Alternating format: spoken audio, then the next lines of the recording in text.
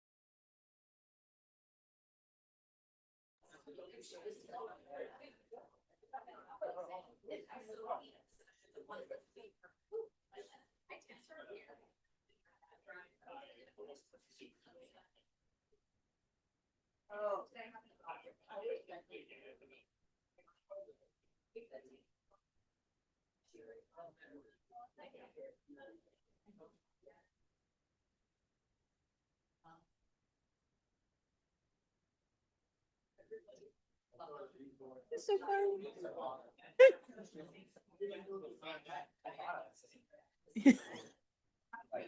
No. Yeah. But you're not on camera. Your laptop is. Just the backside of it.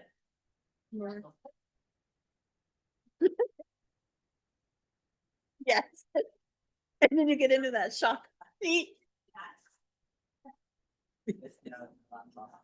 Yes. Yes. Eddie, bang it.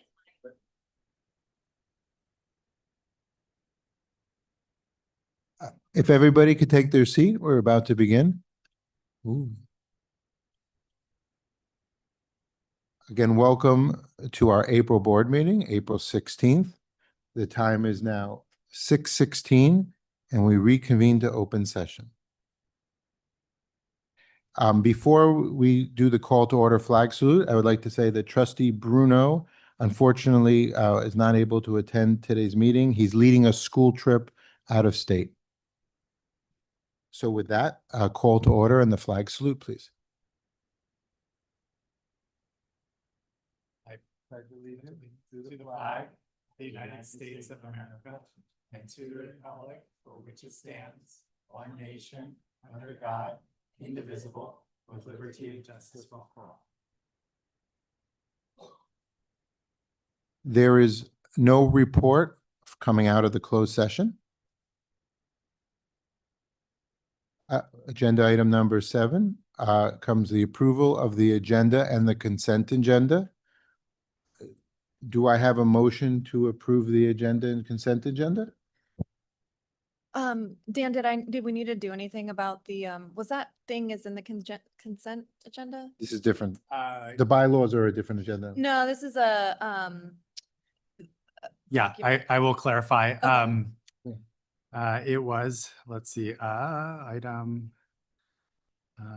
there is a, let me just double check which item it was. My apologies. It was the contract with Alder, SMCOE Alder, for teacher residency. There was a typo within the contract. It had 3 parentheses 2. It should be 3 parentheses 3. We'll work with the Alder to partner with them for up to 3 teachers for next year. So knowing that, can we still then go ahead with the Yep. motion? Okay, great, I move to approve the agenda and the consent agenda. great. Do I have a second? Second. Okay, all those in favor? Aye. Aye. Okay, the motion passes 4-0.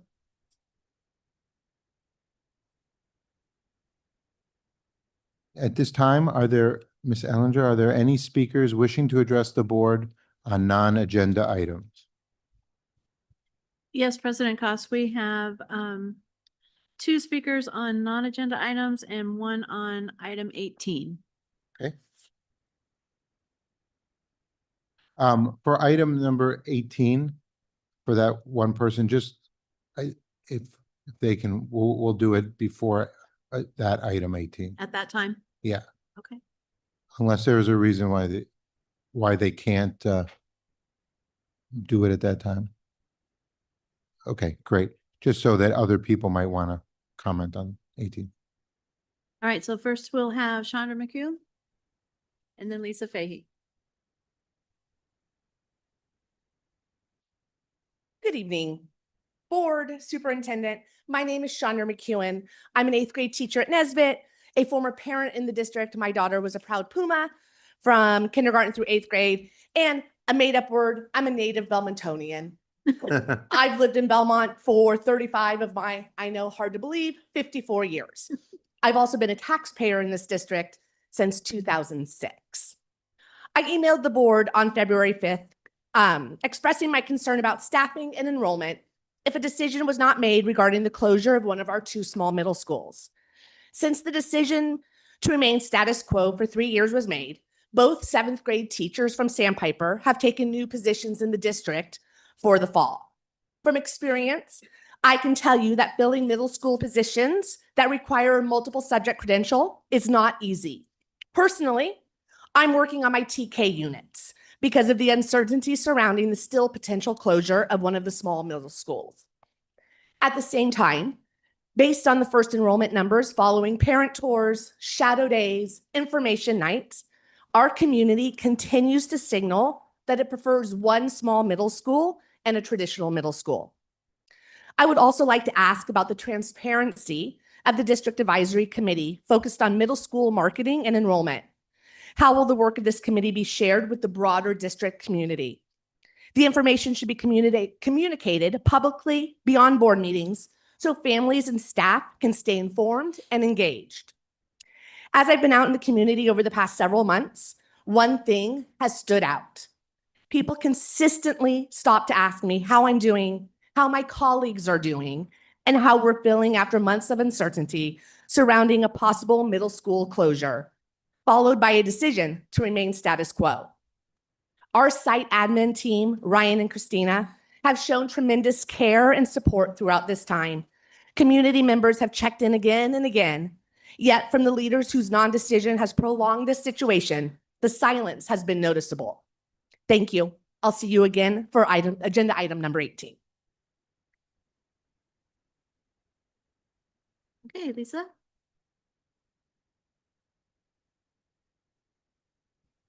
Right, good evening, board members. Over the past 2 years, BRSFA has consistently come before you to speak. This tradition was started by our past president, Barbara, with the goal of strengthening communications between the union and the board, creating space to share perspectives, concerns, and ideas for improvement. We believe that effort has made a difference. We have felt heard, we've seen you visit more school sites, ask thoughtful questions, and work better to understand what is happening in our classrooms. This matters and we do appreciate it.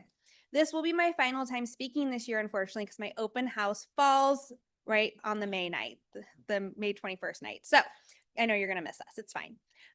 From the beginning, we committed not only to raising concerns, but to highlighting what's worked well with our GLOWs. One of those bright spots that we've highlighted multiple times this year is the increased counselor supports across all of our sites.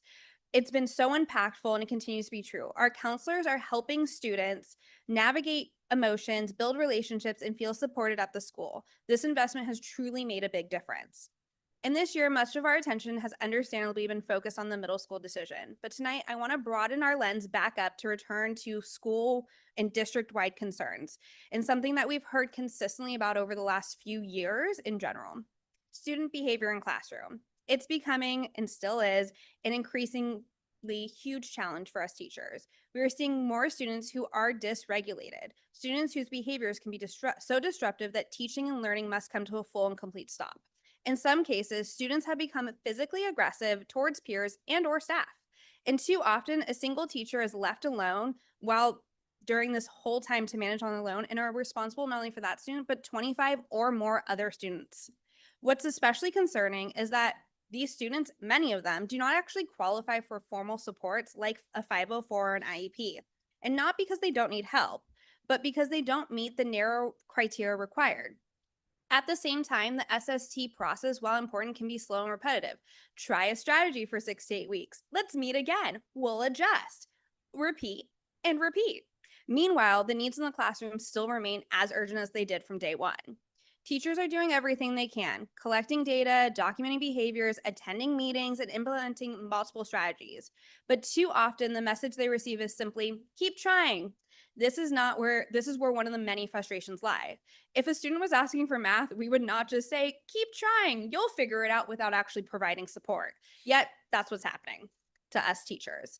The systems that we do have in place do work, but only for some students. They are not working for all, and when they don't, both teachers and staff and students are left feeling without the support they need.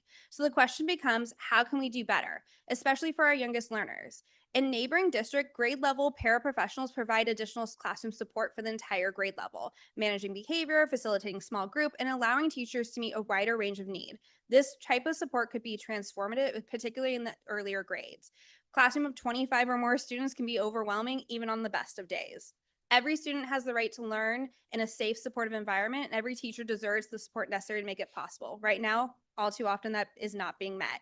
So thank you for your time and your willingness to listen, and I hope we can continue this conversation on what we can do to help and support all students.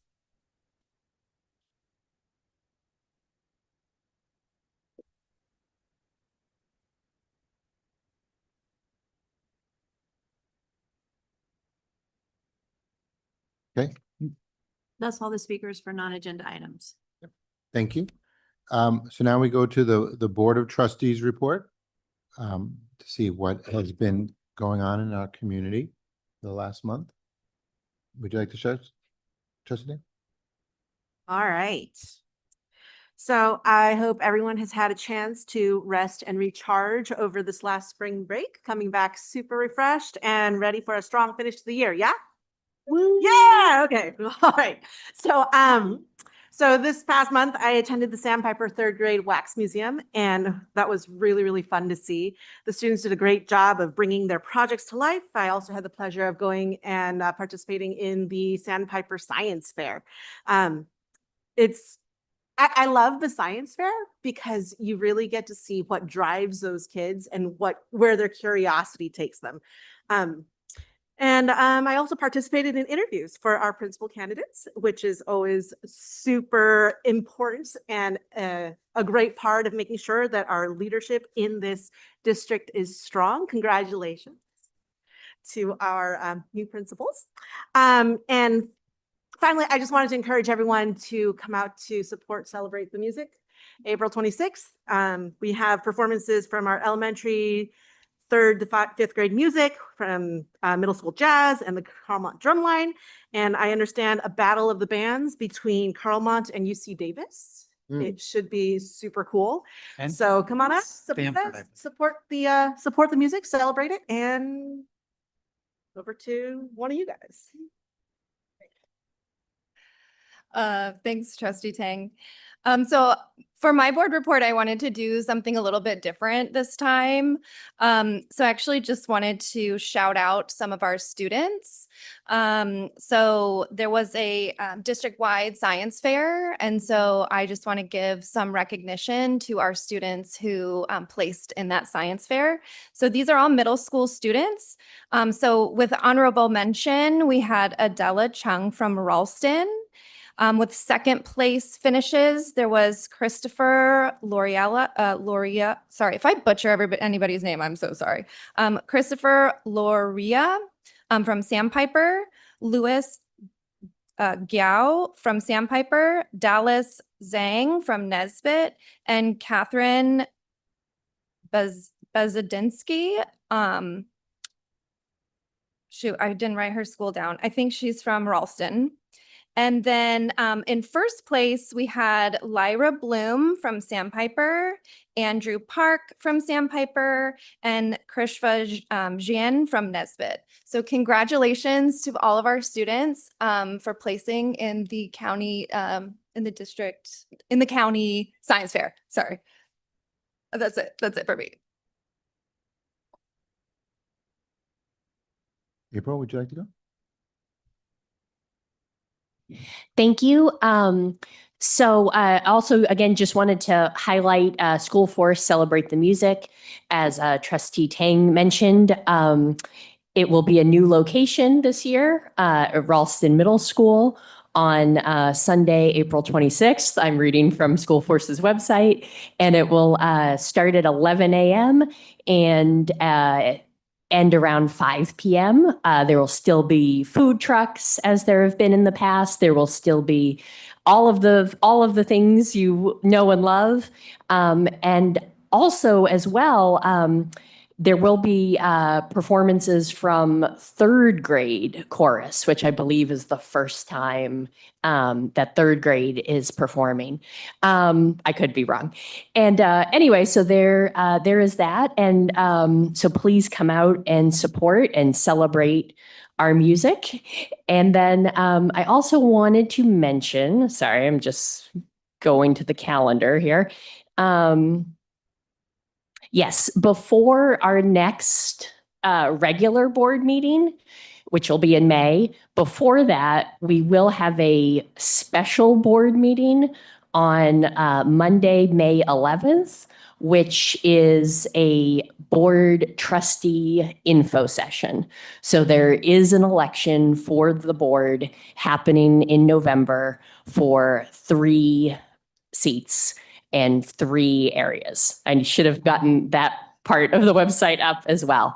But the district has added that information to our website as a dedicated page of which areas will be up for election. If you go to school board, it's then under November 2026 by trustee area election.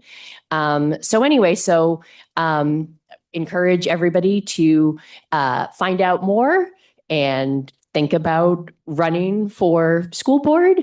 And we would be happy to let you guys know more about it and welcome everybody's participation.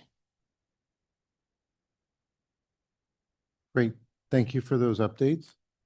I'll just keep it brief. I was kind of looking through when I did things. Sometimes the dates all merge together. But it was a couple of things that I was excited to go to this past month in our community. One was one of the brown bag lunches for the students was at Nesbit, and just great to get a nice variety of students who are kind of engaged, and in addition to being able to eat some delicious pizza, really kind of gave us some very, kind of spoke very candidly and very eloquently to kind of just tell us what their likes and kind of dislikes were, and just in general how things were going. And so that was a wonderful way to kind of just stay in tune, because this is why we do it, right? We do it for the students. So I want to thank them for coming out and representing themselves and their school and their teachers so well. The other thing which was impressive was right before the break, there was a 4th and 5th grade at Nesbitt Science Expo. It was quite incredible and a lot of hard work to put on. And I want to commend the 4th and 5th grade science teacher, Mr. Derek McGovern, for really putting together such an outstanding job. The kids were so passionate. I learned a lot about lava lamps. I learned a lot about density. Those lava lamps bring back a lot of flashbacks to like college time and things like that. But this is definitely a little bit more PC. So it was really great though. And again, even making banana bread. So there was some stations making banana bread. So MER didn't burn down. So that's good. And again, it was a really wonderful way. Science is one of those things where kids can do the creativity, innovation, and it's just made for these kinds of projects. So thank you to teacher Derek McGovern. Finally, I will end with, we had our first district advisory meeting, which is an agenda item with the marketing awareness and enrollment, middle school marketing awareness and enrollment.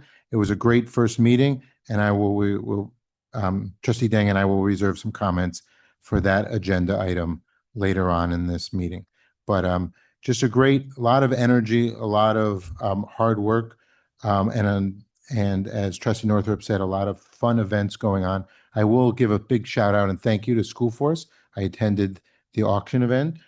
Superintendent Dengman DeGuara was there. Trustee Northrup was there. And so really appreciate, it was a great fun auction. Great always to get dressed up and kind of look silly in the costumes and just kind of let off some steam after a hard work week, and always for a great cause. So we are very close to meeting this annual kind of their annual contribution. So hopefully please come to celebrate the music, and let's finish the year strong. With that, that's what I have to say. Thank you. Great. Good evening, everyone. Lots of dates on my update. First, I'll just start with Celebrate the Music. It's coming up really soon. Anybody who's listening to that, we are looking for volunteers. It's going to be a great event, really showcasing the talent here in district. Chorus, instrumental music, as well as an art show. So we're partnering with LEAP to highlight some of the art that School Force graciously sponsors in all of our classrooms. It should be a great event. It is free. It's at Ralston this year. We encourage everybody to come out and celebrate with us. A couple of date changes. Sorry, Lisa. With trustees that also have kiddos at schools and open houses, our meeting was moved to May 14th. So the week before, that was on consent agenda tonight. So we'll get to see you then. That's because we missed couple other shout outs on the consent agenda tonight. We passed a couple of resolutions via the consent agenda. One was for the Day of the Teacher, which is celebrated on May 13th. It's the statewide recognition for teachers on May 13th. And the second resolution that we passed is the week of classified staff, which is May 17th to the 23rd.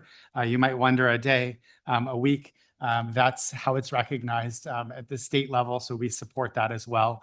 I just can't go without saying that everything we do is a tribute to our staff. Our kiddos would not be as successful as they are without the day-to-day hard work of everybody in our district, whether it's our custodial staff, our office staff, our teachers who are doing the heavy lift in the classroom. My thanks goes out to them. Thank you for all the hard work day in and day out. So much happens in our classrooms, and it's because of your hard work and dedication. We started a tradition a few years ago of a district-wide barbecue where cabinet and board cook hamburgers and hot dogs and veggie burgers out in the park. They did get the park renovations done in time, so we'll still be out at Twin Pines Park. We'll send that announcement out tomorrow and have a celebration. Hopefully it's beautiful weather on May 6th. Also in the consent agenda, when I talk about amazing staff members in the classroom, we have an amazing staff member that was just officially via the consent agenda recognized as our next principal of Cipriani Elementary School, Caroline Baldonado. Congratulations. She's joining us tonight. Goes without saying, she's 15 years in district at Redwood Shores at Sandpiper. She has taken on many leadership roles in instruction in MTSS. She knows BRSSD's ways through and through. She was our ESY, extended school year principal this last summer, and has just been doing some incredible work. So we're really excited to promote somebody in-house to the next principal of Cipriani. I will share just a kind of little story. It all went out to Cipriani staff. It made its way around Sandpiper, where she currently is now. And I was at PTA earlier this week. And one of the PTA moms from Cipriani was excited that they got notified who the new principal was and looking forward to it, and said, Dan, can we find some way to maybe meet her sooner rather than later? And everybody else was looking like, I didn't know there was a new principal. And I shared Caroline's name with the larger group. There was lots of Nesbitt families there, or parents there in Sandpiper, and they're like, oh my gosh, Miss Baldonado, you are so lucky. Just the positive kudos from the parents around the table honestly left the Cipriani's mom, her heart was melting. So I know they are super excited to have you. I know Sandpiper is super sad to lose you, but you're staying at a good place. So with that, welcome, Caroline.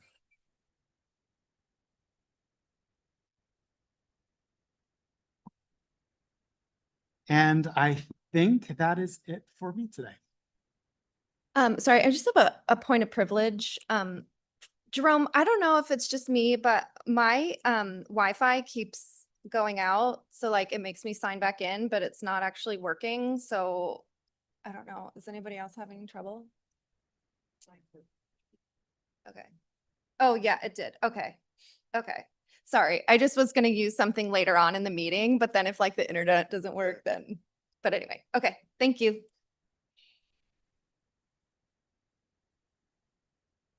So now we are on to the school spotlight, which is always a welcome thing and look forward to. This month is Central Elementary School with our principal Catherine Waters. And welcome to your staff.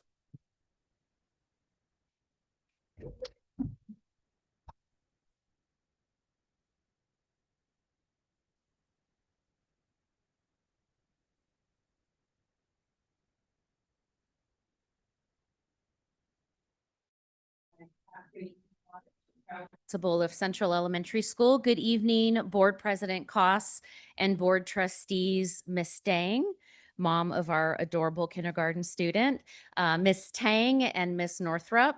Good evening, Superintendent DeGuara and members of Cabinet. It really is a pleasure to be here tonight. This year has been especially meaningful for me as my first year as principal at Central. It has also been a pleasure to be in the company of so many amazing Central staff members. So thank you for those attending tonight and your support.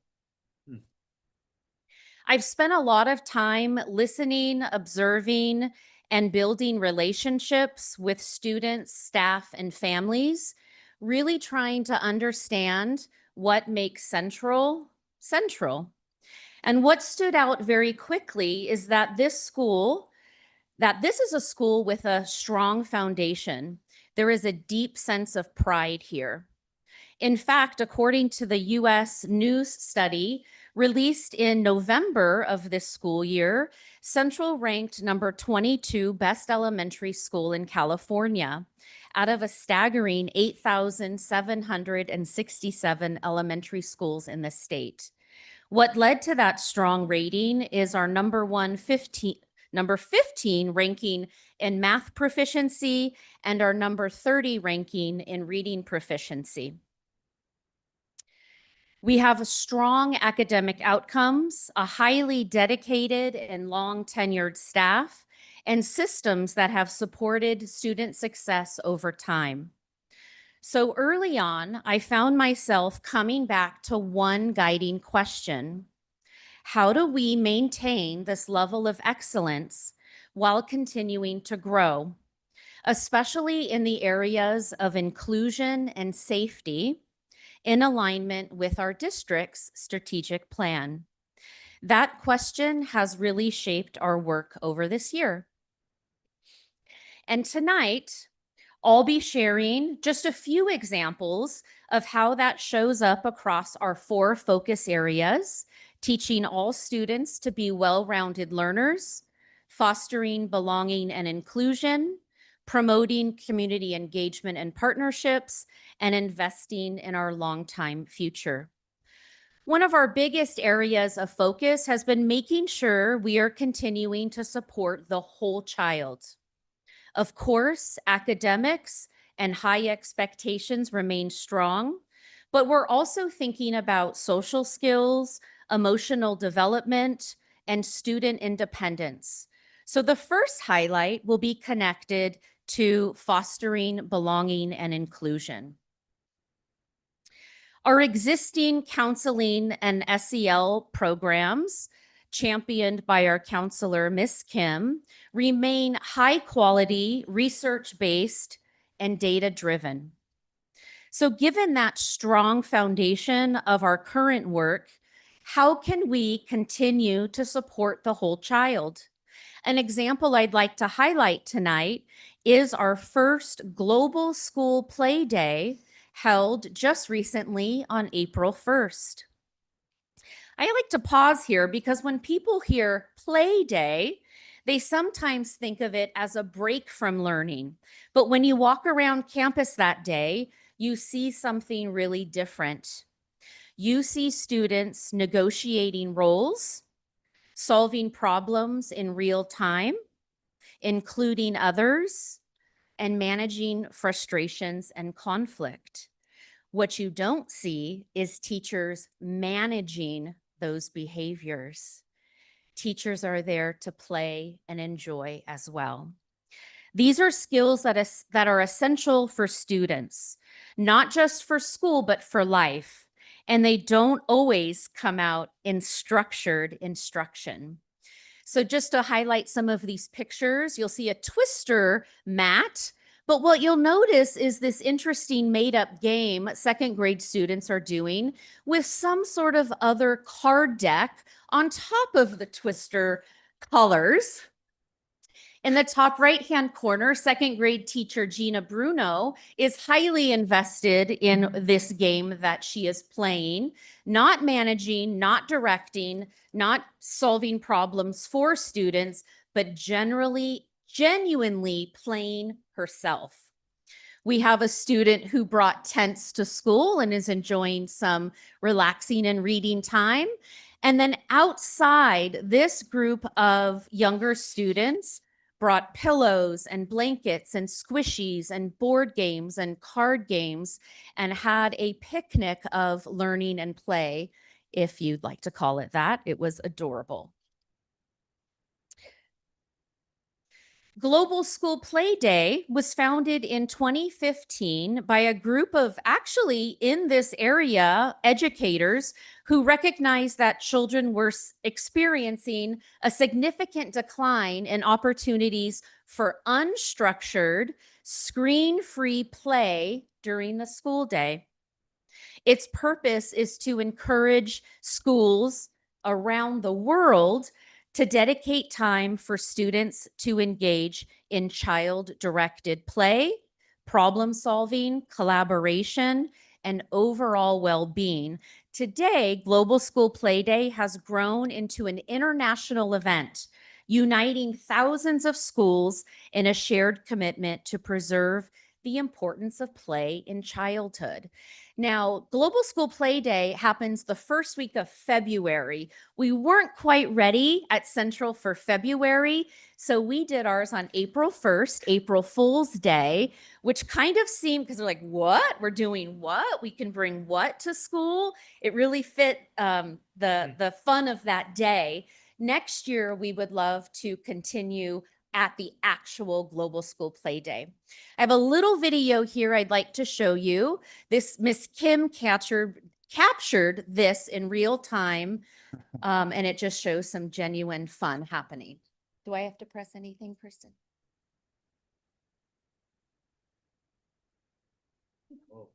Very organic and sweet. Can I go off? Yeah.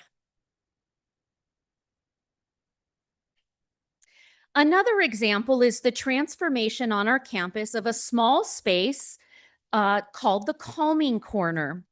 Although all classrooms include things like sensory tools, flexible seating, calming visuals, and calming spaces, there's limited space at Central outside the classrooms for students to regulate. The Calming Corner is a designated supervised space that provides students a short, structured break when they experience emotional dysregulation or sensory overwhelm. Students may visit with adult support, whether that's a teacher, counselor, behavior specialist, or myself, and engage in individualized regulation activities such as deep breathing, movement, tactile input, or mindfulness exercises. As you can see, the environment is designed to minimize visual and auditory distractions using neutral colors, soft lighting, and lots of sensory materials that promote calm and focus. What's been really powerful is watching students to begin to recognize their own needs. They'll take a break, reset, and come back ready to learn without needing an adult to prompt every time. Now that I've described the room, the next slide shows pictures of the amazing transformation this year of a small stuffed storage closet of PTA, play and performance, COVID billboard signs, to a room that I just described. This is in first thank you to the School Force Innovation Grant Program that provided the funds for this project, and to our PBIS team, and especially our first grade teacher, Mrs. Schroeder, for making this space happen. Central will continue to foster ways to support belonging and inclusion because we know that students do the best learning when they feel safe, seen, and connected. I'm going to skip ahead. I'll come back to these slides.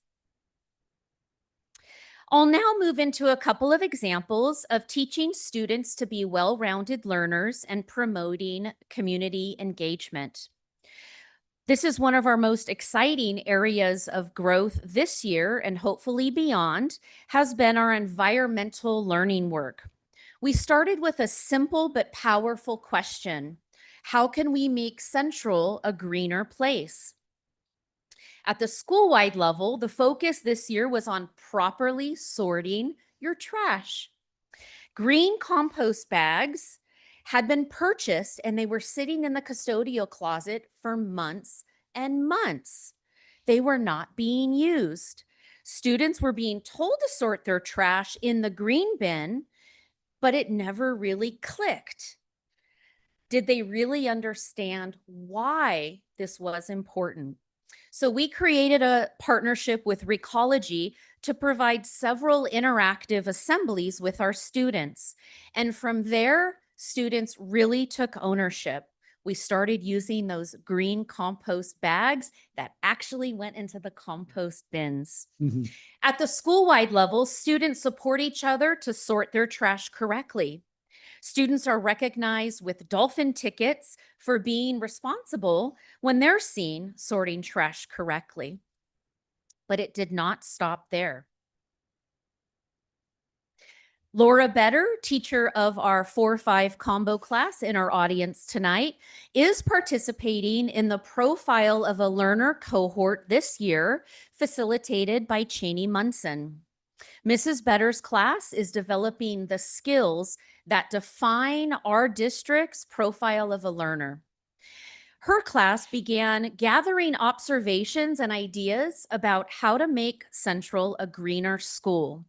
They learned about green schools around the world and took campus walks to identify needs and possibilities right here on campus. This picture shows that they interviewed Recology personnel on the day of the assemblies as part of empathy interviews. They learned about the design thinking process and are now in the iteration and testing phases of that process, preparing for their upcoming and Central's first ever environmental fair the first week of May. Students research their topics, refine their essential questions, and have begun creating their final fair displays, where they will educate others about their ideas to make Central a greener place, using trifold boards, prototypes, interactive elements, and how they will interact with visitors to their booth. You are all certainly welcome to join and attend Central's upcoming environmental fair. What I love most about this is that students are stepping into real world roles. They're not just completing an assignment, they're thinking like problem solvers, designers, and advocates, those skills in our profile of a learner. That connection between student learning and community impact has been really powerful. This is a picture of one of our students earning a dolphin ticket by being observed sorting her plastic single-use wrapper into the landfill. We also have encouraged student, no matter how many times in my weekly video, we are working on sorting our trash, and then I go out at lunch and it's all mixed together. We utilized voices of students, created skits that replaced me and other adults talking. So this is a sample of some of our student leaders encouraging our younger students to sort their trash correctly. Action. Hey Central, have you ever been to trash cans and wondered, wait, where does this go? Every single day. Is this trash? Compost? Recycling? I panic. No more trash cans. If we want to be a greener school, we have to sort smart. Okay, quiz me. Banana peel? Compost. Food scraps go into the green bin. Chip. Milk carton? Empty it first and then recycle it. Oh, chip bag? That's trash, sadly. Not everything can be recycled.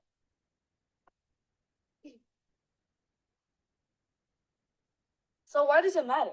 Because when we compost food waste, it turns into nutrient-rich soil instead of creating harmful gases in the landfill. And recycling helps you reuse materials instead of making new ones from scratch. Exactly. Small choices, big impact. So here's our challenge. Before you toss it, pause and sort it. Trash, recycling, compost. You've got this, Central. Let's work together for a greener school. Sorry, that was a little low level on the volume, but you get the gist. They pay attention when they see students sharing that message. I'm going to go back a couple of slides and end with our final highlights. Another major focus for us this year have been strengthening our safety systems. And this is where we've been really thinking about long-term sustainability, not just having safety plans in place, but making sure those plans actually work in practice. This year, we have built consistent monthly drill cadences so that students and staff become familiar and confident with procedures. and those drills are more effective. This year was the first time during a fire evacuation drill that we've practiced using the actual fire alarm sounds versus just a PA announcement. We've engaged in student reunification training and even conducted a full-out simulation so that if we ever had to respond to a real situation, we're not figuring it out in the moment, but we're tapping into our muscle memory because we've practiced it before. This is a little collage of pictures. The three that kind of make an L shape, those are from our January 5th Professional Development Day. We had 25 students and their parents volunteer to come on a non-school day so that staff could practice and work with real parents and real students in all of the jobs and processes for student reunification after a major emergency. I'll talk about the little device in the top right-hand corner in just a bit. This is a little overview of other safety preparations. Members of our incident command team have participated in continuous learning throughout this year, provided by our very own San Mateo County Office of Education, such as the Big 5 safety protocol updates for 25-26, our student reunification training, and earthquake tabletop exercise training. In addition, just this Monday, we implemented our front gate buzzer system that was on the last slide to strengthen campus security during the day. If you know Central, our main office is quite a bit inside the interior of the school. So after many years of the front gates being open all day, they now stay closed right after 8:35 or so. Parents, late students, visitors, the postman slide their finger up on that device. It beeps into the office. They're able to verify the identity of the visitor, and they can be buzzed in from the office. Thank you to the district for making that happen for our site. Another aha this year is that out of our staff of approximately 36 to 40 folks, only 2 were certified for first aid and CPR. As such, we allocated funds to build our own skills in this capacity. We never want to think about scary things happening to students or our colleagues, but it feels so much better that we have a solid team who can provide support when the unexpected happens. We will continue. So that being said, just yesterday, from 2 certified folks, we had 13 additional staff members complete a blended learning option, 3-hour course, 2-hour in-person. Now we have 13, 14, 15 out of 36 who are prepared, whether it's post major emergency or a student choking. We can respond in a safe manner in real time. What's been most important to us is that this work is not just about compliance, it's about confidence. It's making sure that every adult on campus knows what to do, feels prepared, and can respond quickly and effectively. That's what ultimately creates that safe environment for students.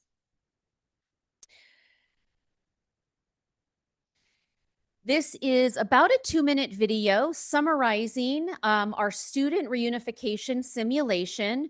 You will see all of the components as provided by the county office for how parents come to the site and use that process designed to reunite with their child.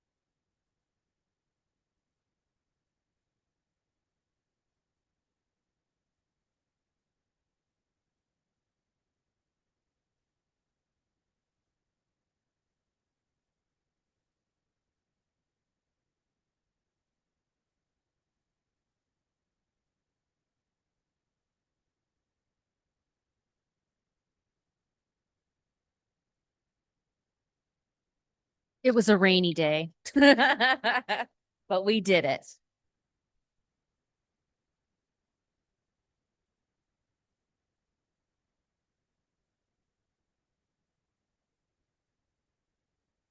Miss K's role was called runner. That's the name of the position. And look how seriously she takes her role. Running.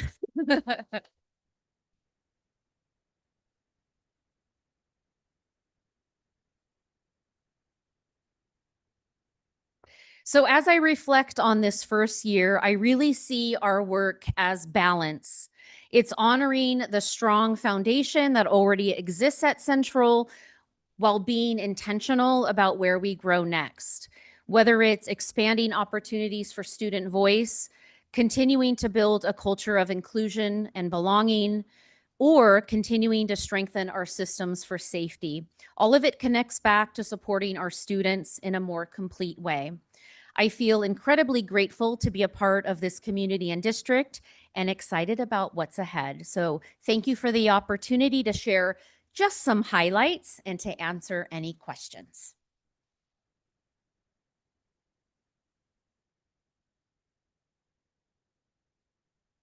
I have one more slide that just says thank you.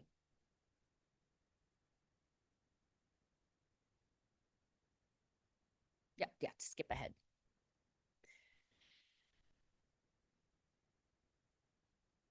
Thank you. Oh. Okay, I guess I'll go. No. Just put my mic on. Thank you, Principal Waters, and thank you for your staff in putting this very, very interesting presentation together. So I open it up now to questions from the board. Would anyone like to start? Go ahead, Trustee Tang. Thank you so much. It was really great to see the presentation, and I want to commend you on a first year checking all the boxes, making sure all of these things that we kind of, I guess, like CPR AED training for me, I just kind of imagine that that's just something that we have. And so knowing that you're watching for that, making sure that all of these pieces are taken care of, it's very gratifying to see. So thank you so much for that. I did have a question about the reunification training. The what? The student Student reunification reunification. training. Mhm. We had this table where the parents were checking in, you were checking for, the emergency pickup person. Yep.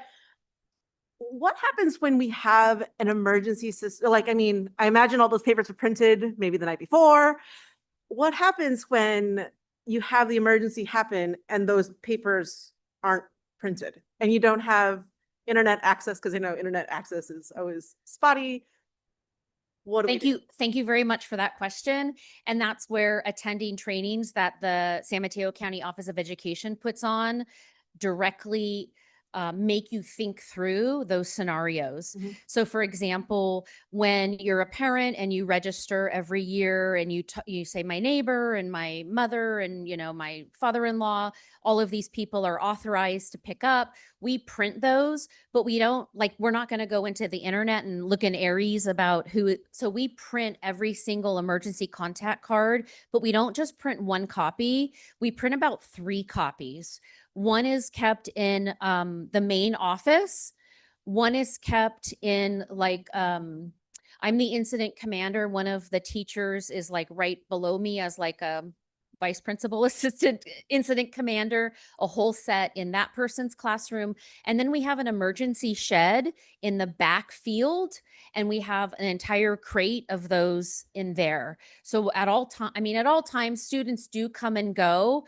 They leave the school, they join. So periodically we'll run new sets, Mhm. but we strategically have them in different portions of the campus because quite frankly, at any point in time, you may not be able to access where that box is in the office, for example. So having one in the storage shed kind of at the back field is vital so that we have the most current information at that time, and clipboards and pens and all of those supplies and the signage, all of that is prepared ahead of time.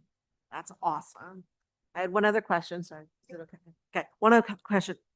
Tell me about Global Play Day. Like, how does that happen? Like, is it like a whole day of playing? Like they just go like, Wild. yeah, Chrissy. yeah. Like the kids bring their own stuff. Like you had the tents that Yes. people brought, like they just bring in Yes. their toys from home. Yeah, so there's a resource guide that comes with registering your school or your district for Global School Play Day.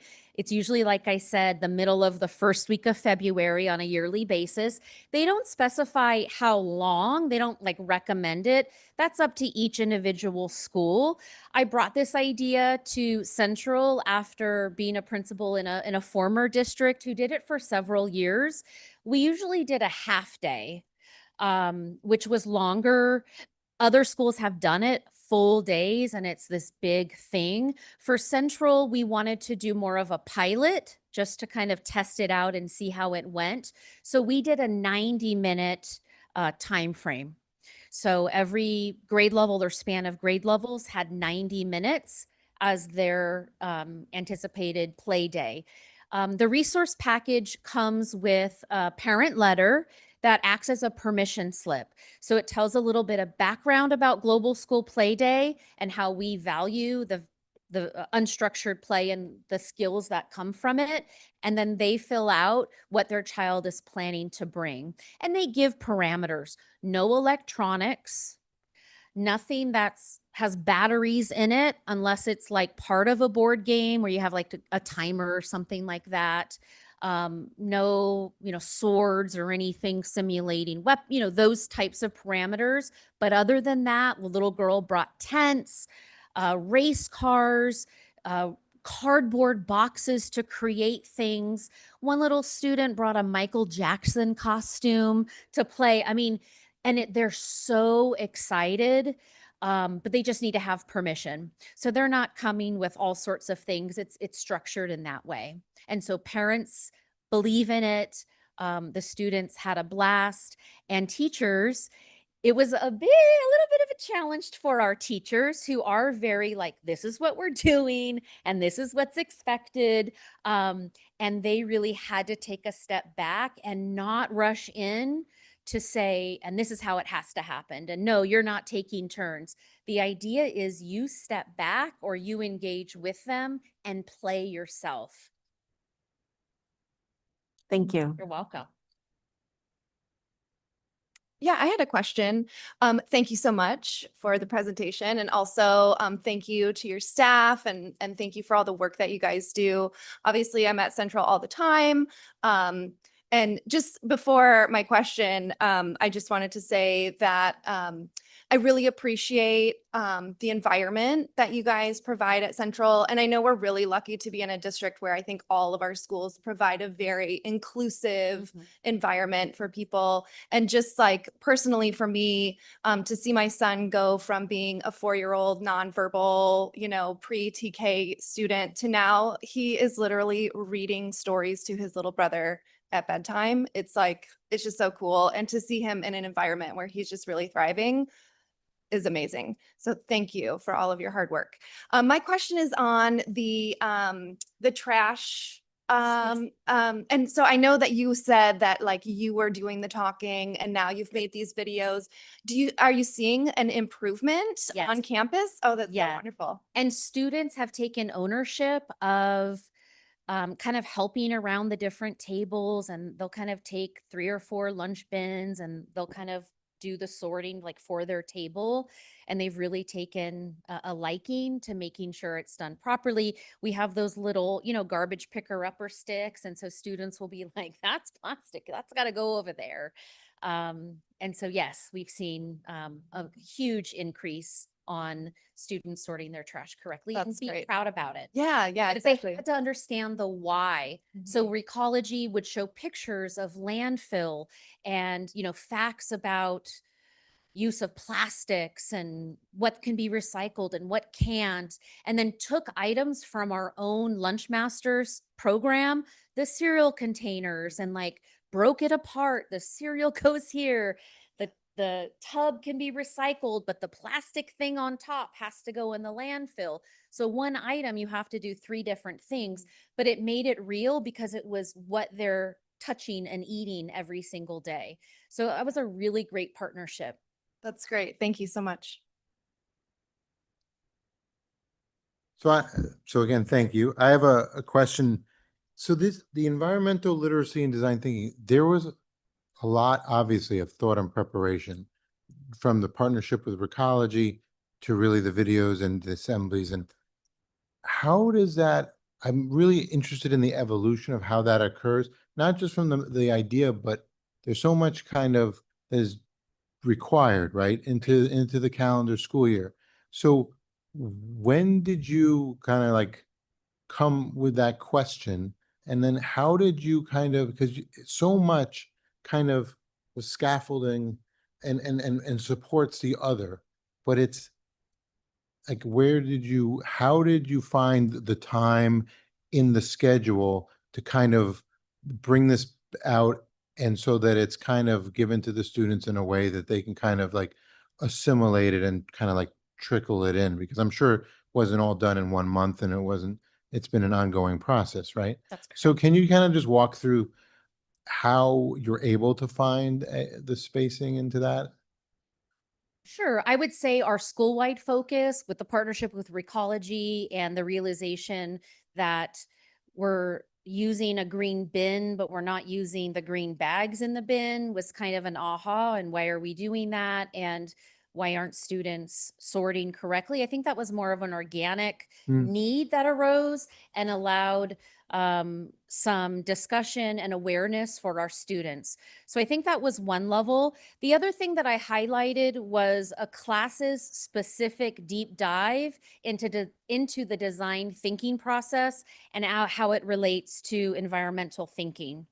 And that was an opportunity that teachers across the district had an opportunity to opt into as part of a pilot program or a year-long program with a facilitator to help them create a project-based learning unit that tied specifically environmental literacy to student learning. So a lot of things. So I really highlighted one class's deep dive into that process. The reason I showed and highlighted that today is because we're always looking for ways to have students think creatively, foster their creativity, solve problems that connects to their real life. And so her deep dive and her student leaders, and then kind of our school-wide vision of how we can be more green and just one simple, like dedicated trash sorting focus, really kind of matched our bigger idea of what makes our school greener. But I want to point out that the work that Mrs. Better is doing, although it's tied to environmental literacy, she is teaching research skills, content standards, persuasive writing or information. There are so many standards. So it's all connected.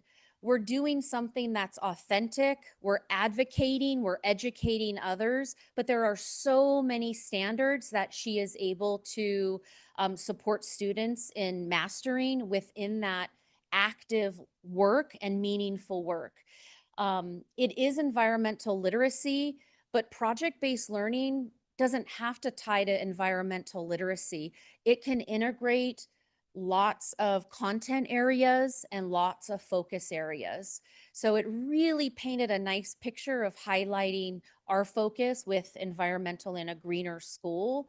But that type of work in building those skills can be across the curriculum, social studies and science, math, and I mean, any content area can be integrated in that way where kids are thinking, creating products, presenting to an audience, and that's where deep, meaningful learning happens. So we're hoping through the work that I shared tonight that energy and that type of learning and kind of the excitement for the teacher in leading that work will begin to permeate across our district, our school, and hopefully our district. It seems to be taking hold. So Yeah. I can see. Personally, I want to thank the video. I'm going to get the link because I can see how the students might not grasp it right away, because I'm still looking. If it wasn't for the pictures on our bins at home, I'd be like, where does this go? Like, I'm still learning. So it's not an easy task, especially like you said, sometimes one object might have three different components to it. Right. So I But these think- little kindergartners, they Yeah. have like these tiny hands and they're holding I all know, these it's things. great. And they work really hard to do it right. It's really cute. One of my second question was around the student reunification simulation. What a great idea. Was that done through like a professional development day at Central? Is that how it?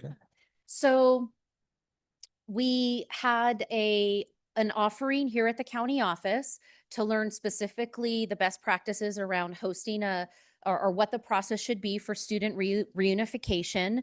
And we took that and we said, we need to do the simulation because is it raining?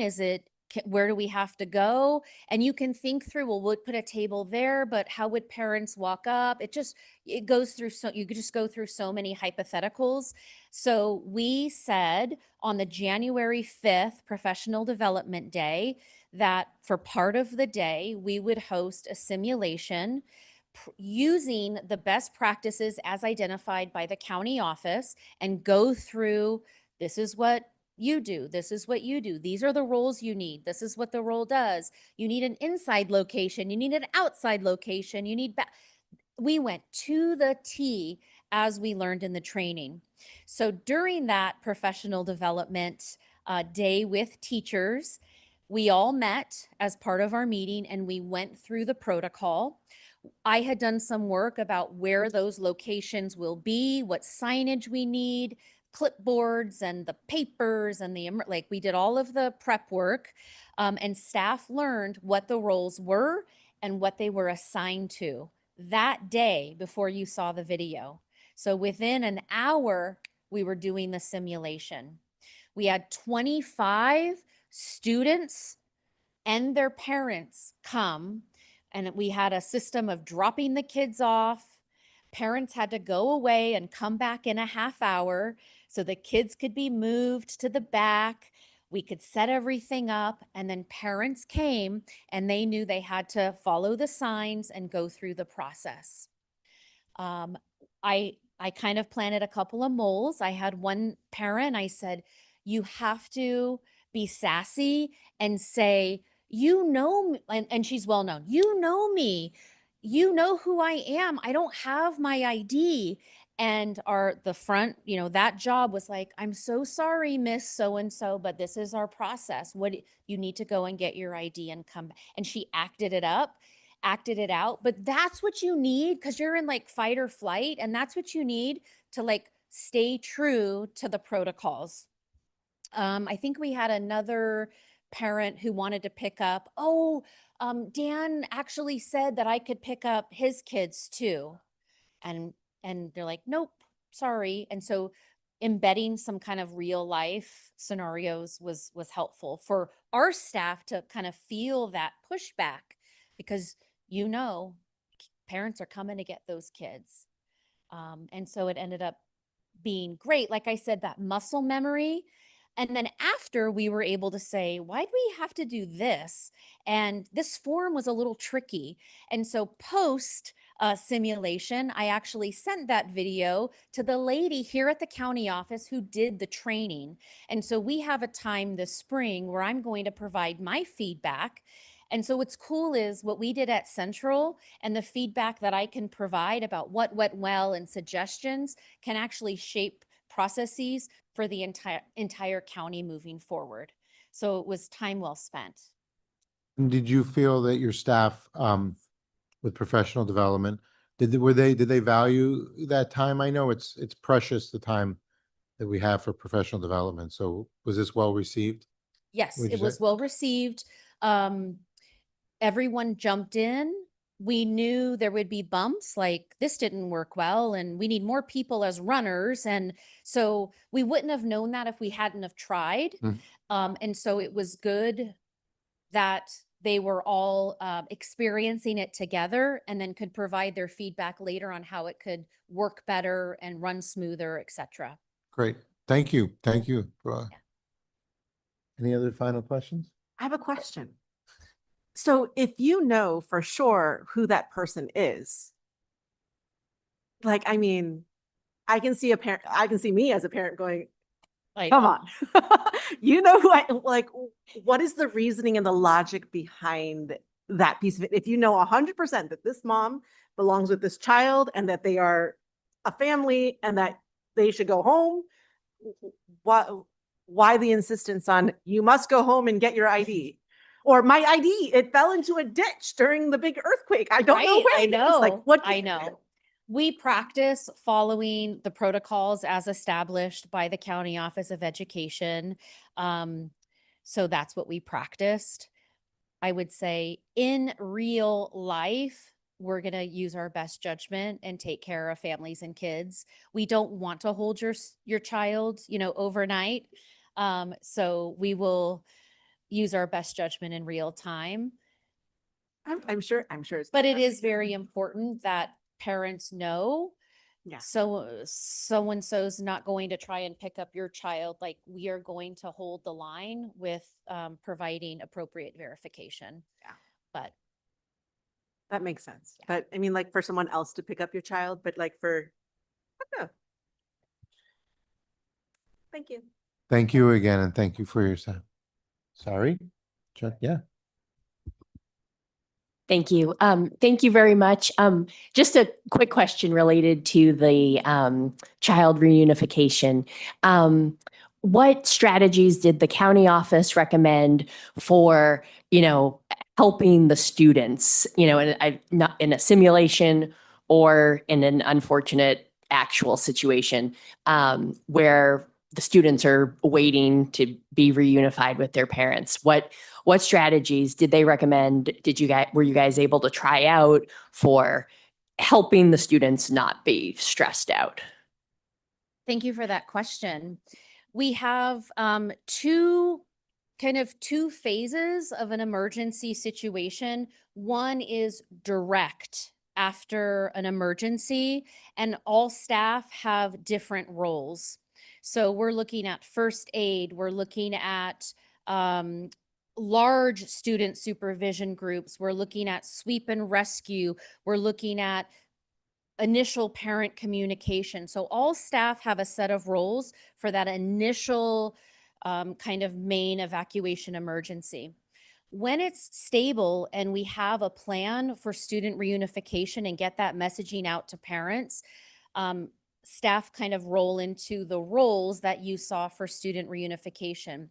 So I'm going to explain that because we have supports for students in both of those. In the initial student supervision, we're very mindful of the staff that are overseeing the large student supervision.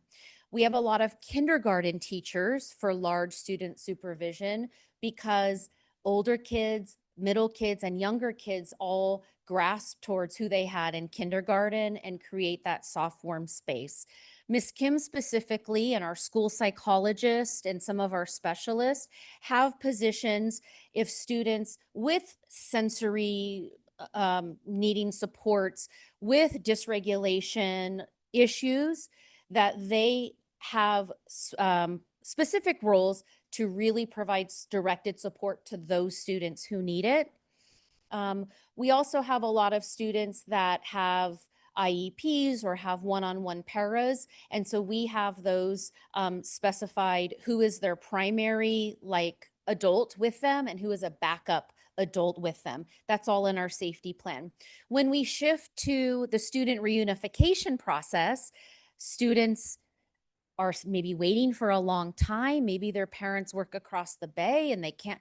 So we're mindful in having bins, and we're not fully stocked here, but the plan is there will be bins, whether actually in both locations, that will have things like paper and crayons and comforting picture books and stuffies and fidgets and things that can somewhat distract them during those longer waits, and ways to kind of get their head out of that moment. So that's something that's recommended.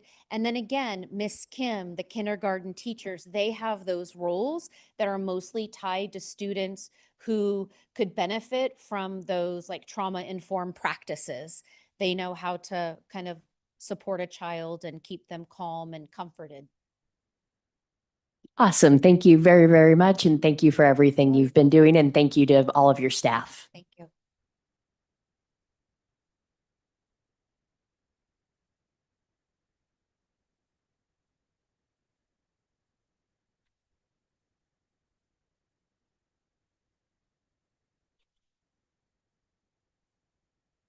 Okay.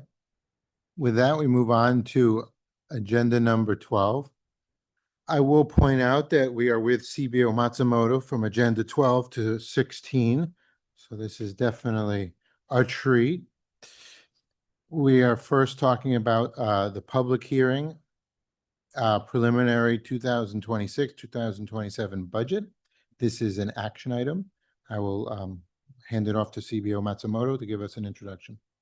Good evening, trustees. Welcome to the Reeseathon version 10.0 at this point.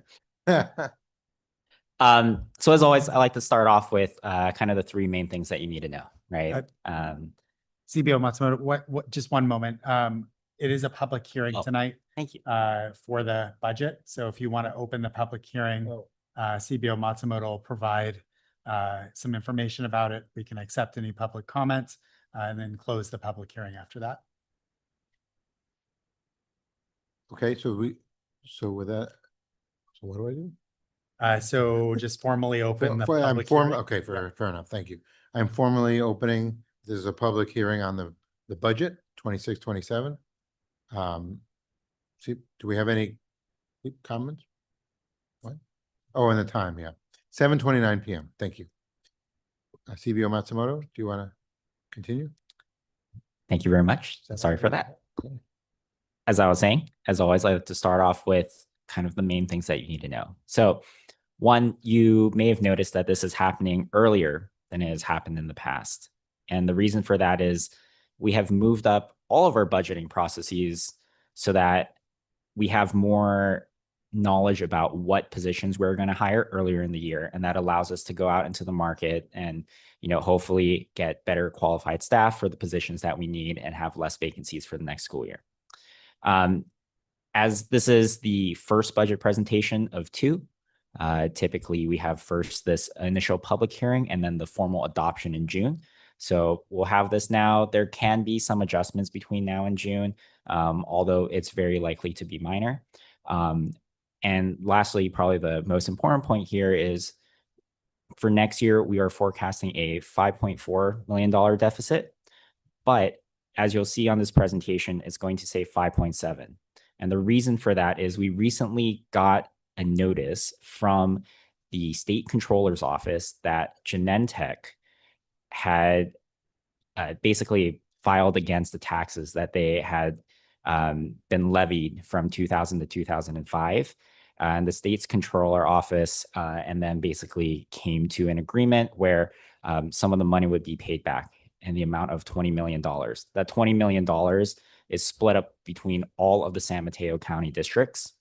And our portion of it is roughly $250,000. Now, as part of that, the County of San Mateo has actually chosen to, go out against that and see if they can get that decision reversed. So we're in a little bit of a limbo right now. We don't actually know if that $250,000 is going to be taken out of our revenues from next year or not. But for the sake of being transparent and making sure we account for everything, that's what I'm showing today. Cool. Okay, so as I mentioned before, we have moved everything up. So this budget public hearing is happening now in April instead of typically when it would happen in May. The only real thing that ultimately affects is the state comes out with the governor's May revise in May. However, since we are a basic aid district, whatever comes out in there doesn't necessarily apply to us. But if we were an LCFF funded district, that would kind of be one of the last pieces that we would need to kind of formulate the puzzle of our revenue. This slide I've shown a number of times before, but ultimately it's our strategy for spending down our surplus that we've built through the COVID times. Ultimately, the largest driver of how we are going to get out of this deficit is the fact that we have declining enrollment, right? And what declining enrollment means for us is that we are able to keep our expenditures relatively flat while our revenue catches up. And that's how we're going to close the deficit ultimately, right? I'd like to show this slide just because sometimes it's a little bit hard to kind of see exactly how we would close it. And visually, easy to see that we'll close the gap over time, right? And of course, as part of this, it's going to take effort on a part of our district to make sure that we make small measured cuts every single year as our salaries increase every year, right? So it's twofold. One, we need to make sure that as a district, we are operating as efficiently as possible. And two, it means that, we're making those small measure cuts so there's no quote unquote fiscal cliff at the end of all of this. One of the questions you may also have is, well, why does it look like our revenue all of a sudden just kind of really starts increasing at an increasing rate towards the back half of this chart? And the reason for that is, well, one, there's been a lot of funkiness as during the 2022 and 2023 school years, we were flip-flopping between LCFF and basic aid. And also in the past 2 years, we've received some one-time funds from the Learning Recovery Emergency Block Grant and also the Student Support and Professional Development Block Grant. Surprise, I can remember the acronyms for both of those. But that's basically what's contributing to some of that flattening of our revenue line before it's increasing. Without those grants and without some of the weirdness that's happening with the supplemental taxes, those lines in 24, 25, 25, 26 would be lower. Great. And because we have declining enrollment, even though we are keeping our expenditures flat, it means that we are able to increase our per pupil expenditure over time, right? And that is the whole goal. So even though we are keeping our total expenditures as a district flat, we want to be able to continue pouring resources into our students and into our schools to make sure they can be the best that they can be. Now, this last slide here, before I kind of go into some of the more specifics on next year's budget, is just showing us where we are relatively to some of the other districts in San Mateo County.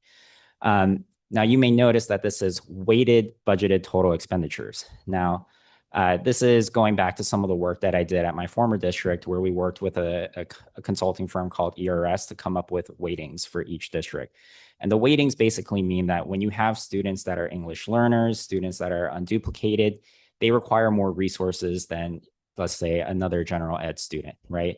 So they may count as 1.1 of a student or 1.2 of a student, right? So all this is doing is taking the budgets of each of the districts within San Mateo County, dividing it by their ADA, which is their average daily attendance, and then multiplying it by the number of, or weighting it basically by the student need of each district. So for example, a district like Ravenswood, which has a higher unduplicated population, they actually have more funding per pupil, but that per pupil number comes down because their students are more needy. So when taking into account need, we are still closer to the bottom quartile of districts within San Mateo County for per pupil spending. And again, all of this is just to contextualize that even though we are basic aid and we are doing well, overall in the landscape of San Mateo County districts, we are still on the bottom end of spending per pupil and revenue per pupil. Okay, so going to some of the more specifics here, I like to show this slide every year because this just basically shows what the state is funding at this point. So earlier this year, the governor's budget came out with the COLA for next year of 2.41%. If I had to put my thinking cap on and a little bit of my fortune teller hat on, it's likely that will go down. Just for some context, there's been some talk on the legislative level about potential further cuts to Prop 98 funding.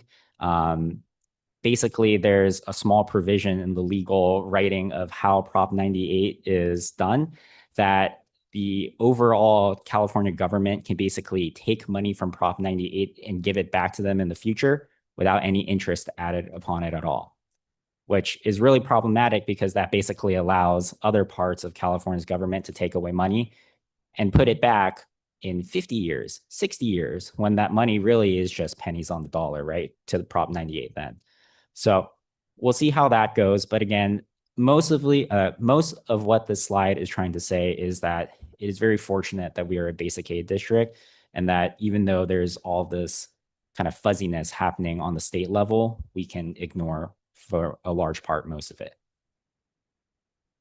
Okay, so getting into a little bit of the nitty gritty here, right? So thinking about our revenue streams, there are really four main ones. One, it's called LCFF sources, but for us, really, it's basic aid. And then we have federal revenue, state revenue, and local revenue. In terms of our basic aid, we're mostly projecting that out at kind of the historical rates that we've seen our property taxes grow over time. For our federal and state revenue, that is largely due to the number of pupils we have of specific unduplicated groups.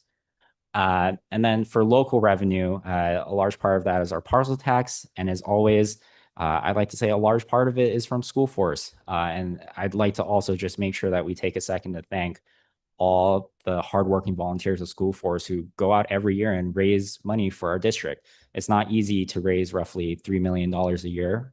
And the school force members work extremely hard to do that. And without their hard work, our deficit may be even slightly larger for next year. So again, taking a moment to thank them for all their hard work.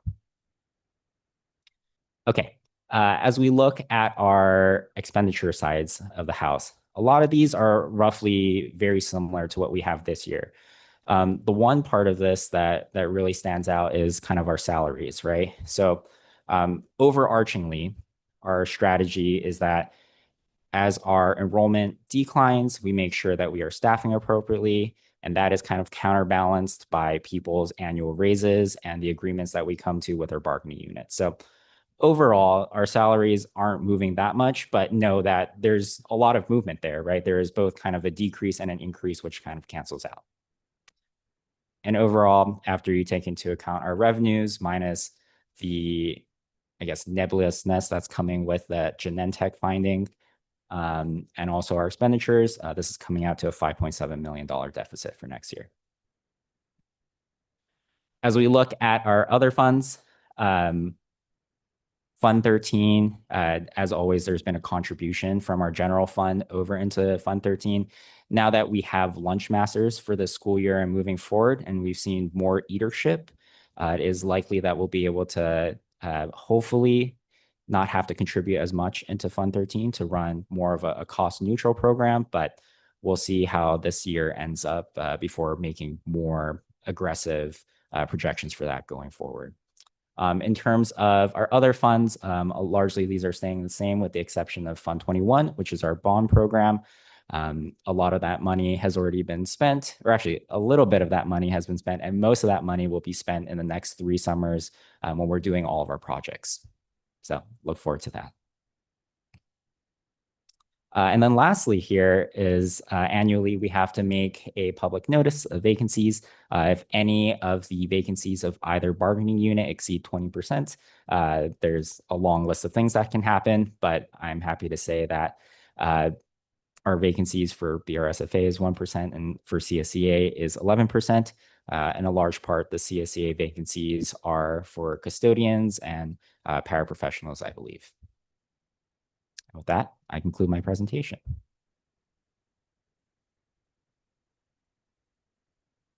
At this time, I'd like to continue opening it up to the public if there's any comments on the budget. President Coster, no public comments for the public hearing. Thank you, Ms. Ellinger. So with that, I then open it up to the board to ask CBO Matsumoto. Anybody like to start? Trustee Tang? I had a question and apologies. Could we go back to the slide with where we're low on the list of San Mateo County? The orange, that one. And yeah, I'm so sorry. And maybe it's because I can't like hear very well. I think, could you go back and help me understand? So what are we looking at? The weighted. This is unduplicated students? No, this is basically taking every district's total expenditures and dividing it by their average daily attendance to get the expenditures per ADA. So basically think of it as spending per student. Now, where the weighting comes in is just every district has a different amount of unduplicated students, right? And so basically, if you have more unduplicated students, it means that your money per pupil is actually lower because you have to spend more money for each of those individual students. Okay. Yeah. Okay, I see. Thank you. Yeah.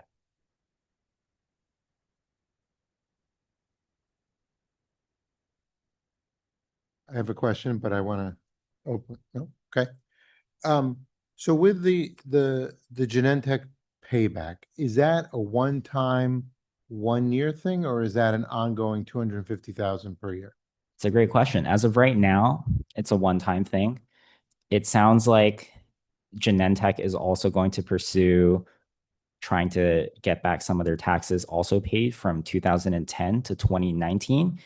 But ultimately, I think it depends on how this initial one turns out, whether they'll feel like whether they'll feel empowered to do so or not. So what this settlement represented what years? Do you know? 2000 to 2005. So just 5 years. Okay. And then, as you mentioned in previous presentations, like the middle school alignment, that it's always trade-offs. So now that we have this bump in the road, what is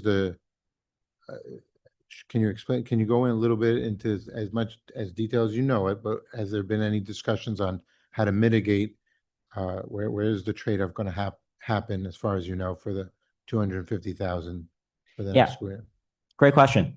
So if this actually comes to pass, right? As you've mentioned, it's trade-offs, but luckily the thought would be to spread this out over multiple years, right? So it's not necessarily one given year that feels the brunt of it, but it may mean that some of our discretionary money may go down a little bit for the next couple of years. So you're kind of amortizing it over the next few Yes, years. exactly. Okay. It's a great way of thinking about it. Okay. And then I noticed on that chart with the PERS and STIRS contributions, do you have that chart where you actually have the percentages? I don't know which one that was. Yeah, so 19 and 29% for the employer rates. That's pretty significant. And so is what's driving it, obviously that's the shift from the employee to the employer, but I feel like that's been going on, maybe not in education, but I know the shift away from pensions to, self-funding for retirement has been going on for a while. The education environment is different, but what is driving that higher percentage? So historically, STIRS, which really is the certificated pension fund, right, Okay. has remained relatively constant. And again, for point of clarification, this is basically the employer's contribution to an employee, right? So let's just say an employee makes $100,000. That means that on top of that $100,000, we also have to pay out $19,000 to CalSTRS. And that employee has a little bit taken out of their paycheck every month as well. That also goes into STIRS, and that's what comprises their retirement. Now, ultimately, what is comprising, like why the rates are going up on the PERS side? Well, there's been a lot of volatility. I think pre-pandemic, PERS was actually in a place where they're a little bit worried about their coverage. By coverage, I mean, if their current estimates for how their fund would grow would be able to cover their retirement obligations. I think there was some question about that. Now, PERS actually performed quite well during the pandemic, and they're able to cover more of their obligations. I believe it was something like 70 or 80%, which is actually quite good for a retirement fund. Ultimately, I think when you look at some of their increasing rates over time, it's a reflection of increasing salaries in conjunction with inflation. As we've seen over the last couple of years, inflation has been quite high. And so I think PERS is trying to get ahead of that. And as part of it, they are charging employers larger rates. Now, if you look at some of the rates here, it's been fluctuating a bit, but next year's projected rate is actually quite high when you think about the other ones. Typically, when the governor's budget first comes out, they give a much higher rate because they're trying to be conservative. And then when the May budget revise comes out, it comes down quite a bit. So overall, it's something to look out for, and it's something that we're calculating when we think about our future, our future salaries, et cetera. But unfortunately, there's only so much we can do. I think one of the points that you brought up is pre-funding, right? There are only a limited number of companies that allow pre-funding. Actually, CalPERS is one of them, but not necessarily for future pensions. It's mostly for kind of future retirement benefit payouts that we have for employees that, stay on some of the district's health plans for a few years after they retire. So that's really at this point the only kind of kosher thing that we can pre-fund, and not necessarily kind of the pension obligations into the future. Okay, I was just curious if it was more of like the mutual fund companies, if the providers of this retirement funds, if it was their fees going up or what was happening, or if the state just is doing more unfunded liability and therefore they're just putting it more on the employer. No, so CalPERS and CalSTRS have their own investment team. Yep. And they have people that make millions of dollars to basically oversee this huge fund, probably as large as some of the private equity, larger than some of the private equity firms out there. So ultimately, those people are getting paid large amounts of money to make sure that they don't screw up and make the whole fund go away and then no one has the pension. Okay. Yeah. Thank you for that explanation. Really No, helpful. no problem. Happy to talk about it. It's really interesting. Any other questions? Sorry, I had a very specific question and I thought I was on the right slide, but I'm not. It was something where there was a transfer between BRSSD and SUHSD. Here on the But- expenditure slide. Yeah, Here. if you could explain what that is, please. So we have this system called inter-district transfers, where if a service is performed by one district, where we basically transfer over the expenditure that way. We actually partner with Sequoia Union High School District on a number of things, from transportation. We actually pay Sequoia Union for transportation up and down Ralston, as well as some services that they provide for our students that we don't have in-house. So ultimately, that's what it is. Yeah. Thank you. Of course.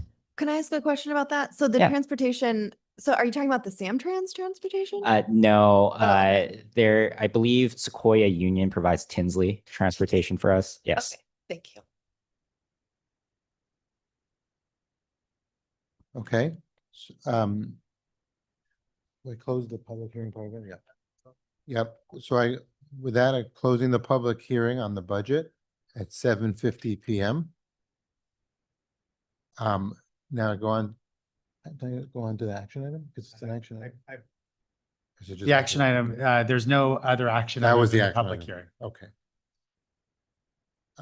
With that, we go to agenda item number 13, the award of the leaseback services and approval to enter into a pre-construction service agreement with Rodan Builders for the Fox MUR modernization project. This is an action item. With more detail on that, back to CBO Matsumoto. Good evening again, trustees. So the next three are ultimately an award and then two amendments to our leaseback contract. So this first one is pertaining to the Fox MUR project. We went out publicly to bid for a general contractor, a leaseback partner for the Fox MUR project. After receiving all the bids, we reviewed everything. We believe Rodan is the best to go with in terms of price and ability to meet our deadlines. Ultimately, this is to approve the pre-construction services, which allows them to basically go on site, start performing any surveying that they need to do, and get everything in place. Ultimately, the full contract will come by the board likely in the next board meeting or in June. We'll have the guaranteed maximum price for all the services for the summer. Great. Do I have a motion to approve the award of the leaseback services? I move to approve the award of leaseback services with Rodan Builders for the Fox MUR project. Thank you. Do I have a second? Second. Great. All those in favor of approval? Aye. Aye. Great. There are no nays, so it passes 4-0. Okay. The next one on the agenda is the approval of amendment number 1, again, a leaseback agreement with Rodan Builders for the district-wide HVAC project. With more detail, CBO Matsumoto. Good evening again. I promise I will try and make these titles a little bit shorter for you, President Koss. It's a very long time. Ultimately, the last time we talked, we approved the pre-construction services for the district-wide HVAC project. Rodan Builders went in, took measurements of everything, looked at all the plans that our architects put down, and they figured out exactly how many units we need to purchase for the summer to make the summer HVAC project happen.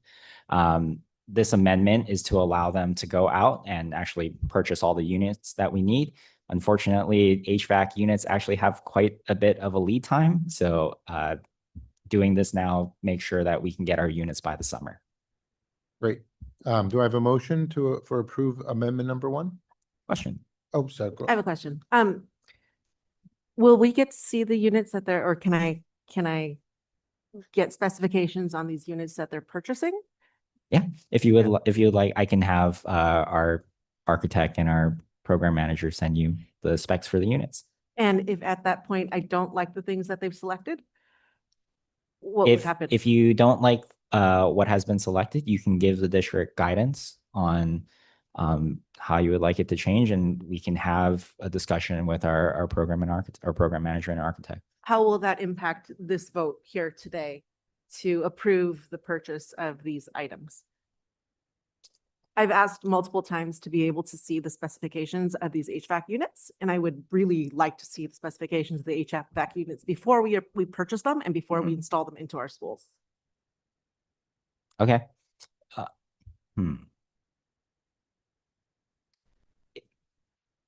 Ultimately, I believe it's up to the board to approve this or not. If you would like to wait before having this ultimately approved, then I mean, is there the flexibility to change this number depending on what happens? Like, I mean, if they are not sufficient HVAC units, I don't want to buy them. So my understanding is that there aren't that many units available just generally that can process I forgot what, we're basically the highest level of MERV minus hospitals, I believe, for filter strength. They're really only Bard and Carrier, I believe, are the 2 largest suppliers of HVAC units that we can order from. Should we decide to delay today, ultimately, we can take a look at the units that have been selected by the architect at this point, but I think it may put the project in a little bit more of a tight timeline because there is a lead time for some of these. Can I ask just a Please. So it sounds like from what you're saying, there's only a few of these high quality HVACs, right? Up for discussion.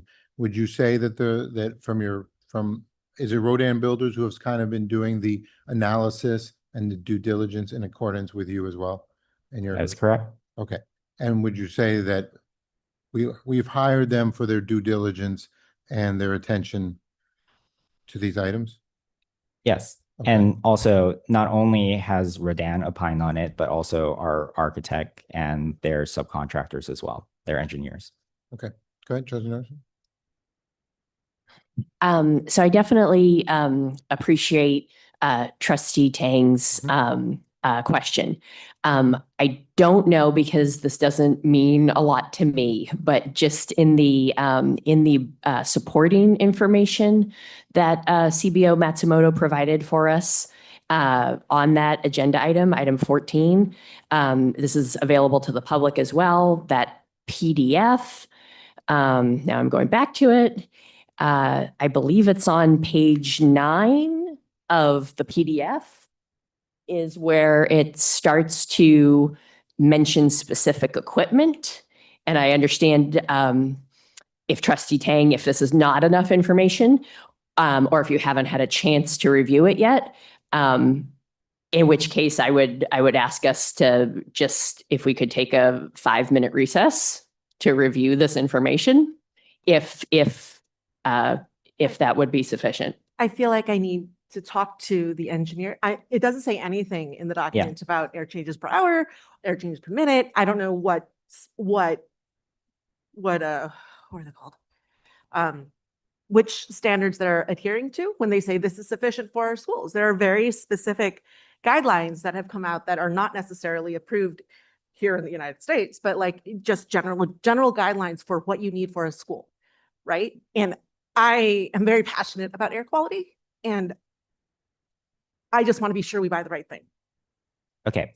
Again, I don't know if I can make a suggestion, if I may. So next week, Thursday, during the board study session, we will have both the architect and the program manager out, and they are preparing Will they have the information? Will they know enough about the HVAC system? Most people don't know enough about the HVAC If you system. have specific questions, I think it would be helpful for you to send that along so they can be prepared to answer your specific questions. So, But sorry, to continue my suggestion, I think ultimately it makes sense to approve this, and we can then go back to the I can send, if you send any questions to me right after this, I can send those immediately over. And I believe if we decide, or if there are questions about it, we can hold off. But if this does not get approved today, it'll push back this for another month. So even in the case that it is decided that this is okay, we would not have the approval to go forward with it for another 3 Right. weeks after that. would we be able to approve it conditionally so that it's approved? Just making sure. What was the question?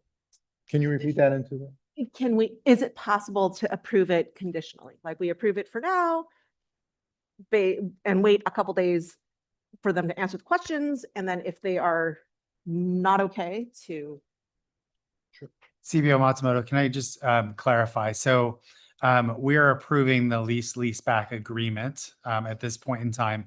They're coming back to us with a guaranteed maximum price in May. Is it at that point that it becomes finalized, or is it at this point?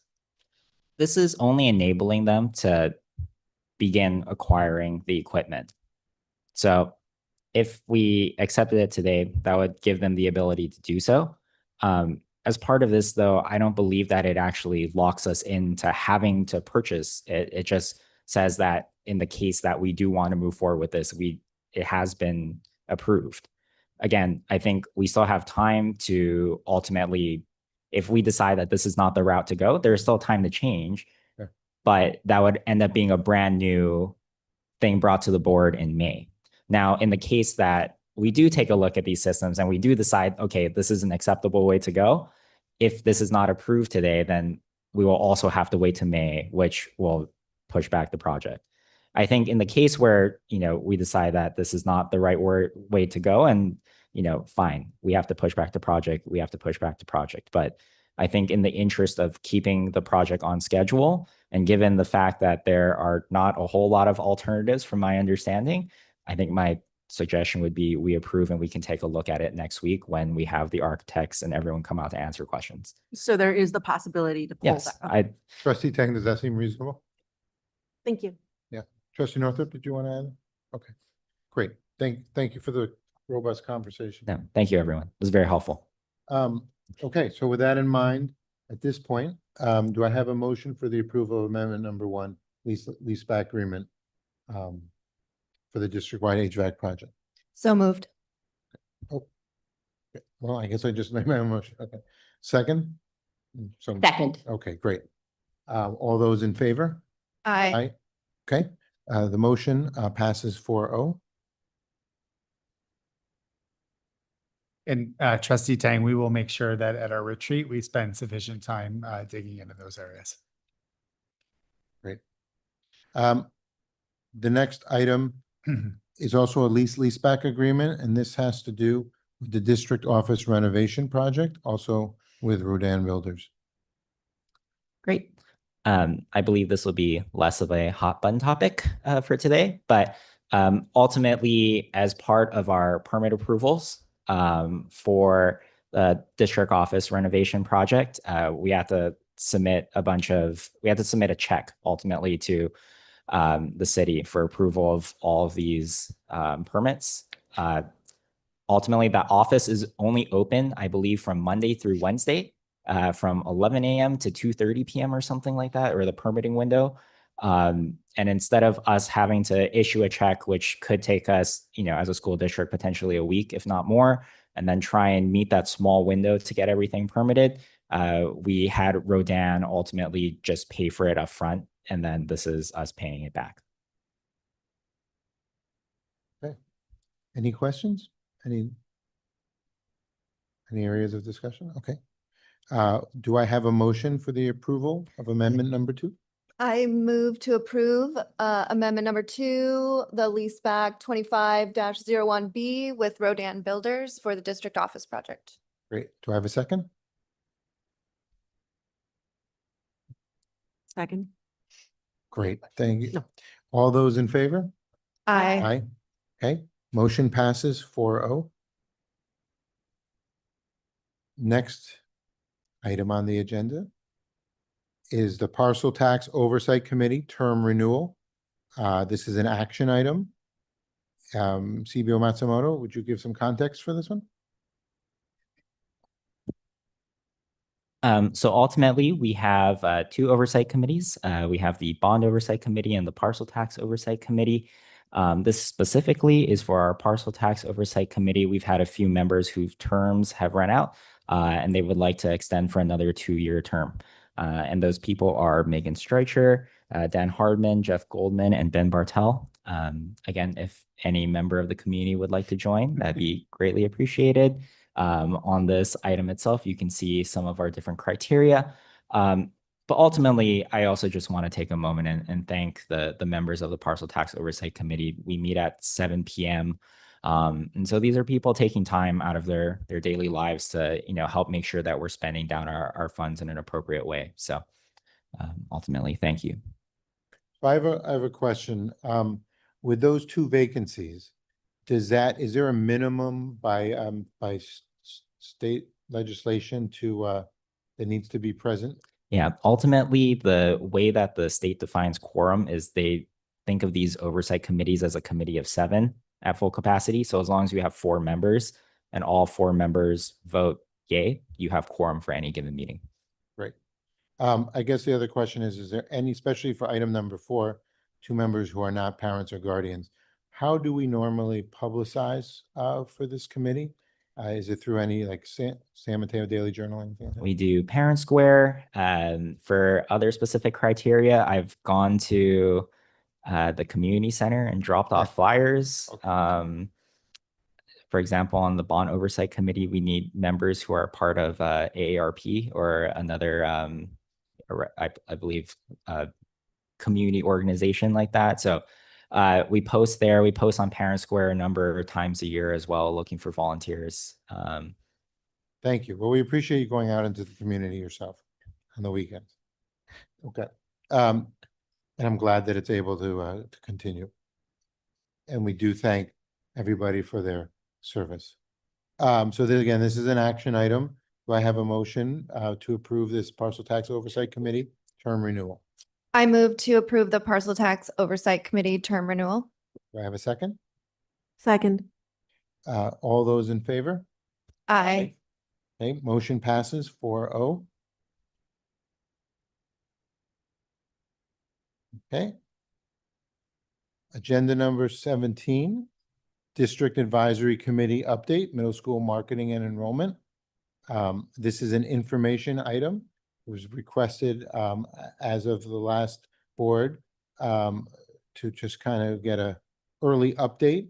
I'll pass it off to Trustee Deng in a second, but I will say that we've had one board meeting and we have another one that's upcoming shortly, Monday. Yeah, thank you. We did have our first meeting. Yeah, it seems like it was a long time ago. Was last month, huh? It was at the end of March, I think. March 23rd. Yes. Yeah, I thought it was actually a very productive meeting. I think we had a lot of people in the room. And so sometimes it can get difficult to, there's a lot of voices, but I thought that, all of the people that were approved to be on the committee were ready to get to work. There was a lot of energy in the room, which was really great to see. We all kind of went around and talked about the reasons why we wanted to be on the committee and kind of came together to talk about working norms and, just some brainstorming on kind of like what are the first things we want to start working on. It's also great to have a really diverse group of individuals. So everybody kind of has different strengths, which I thought was really important for the committee. We also elected our chair, co-chair, and secretary. And I think the people that are in those roles were really good fits for the roles.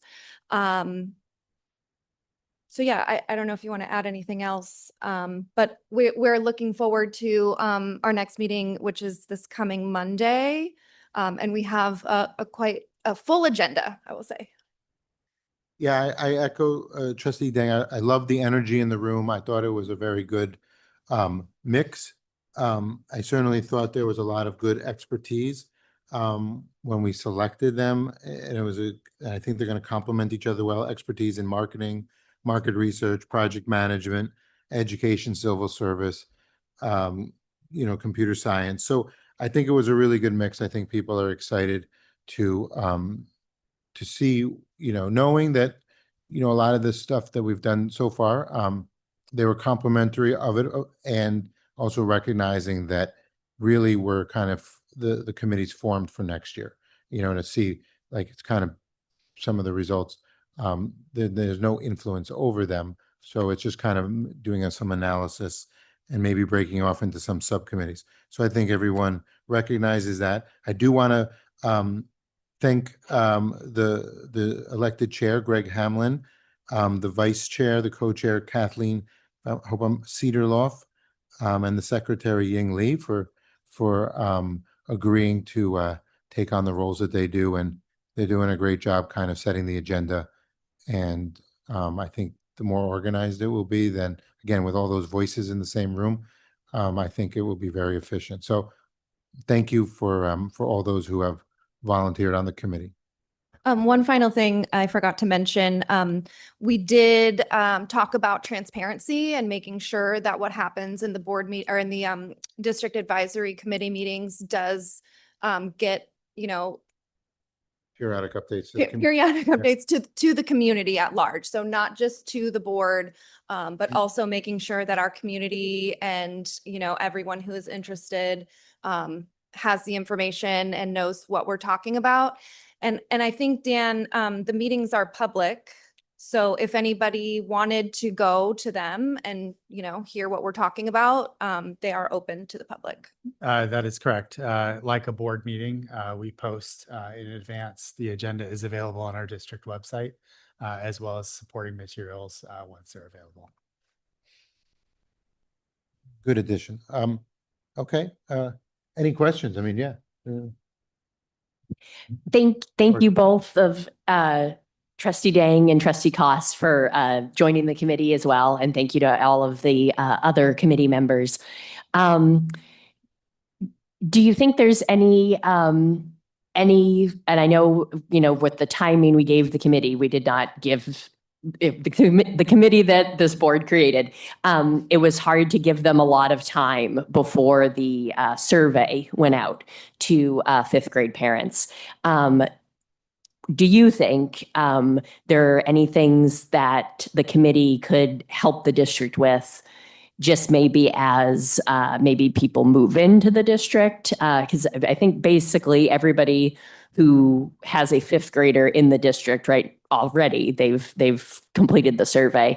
Were there any ideas about reaching out to maybe any families who are not in district for fifth grade, but are planning to come to the district for sixth grade?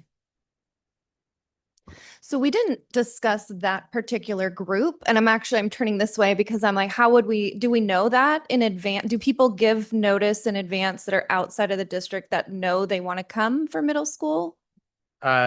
We have enrollment periods. So as enrollment periods come, we'll know who's enrolling.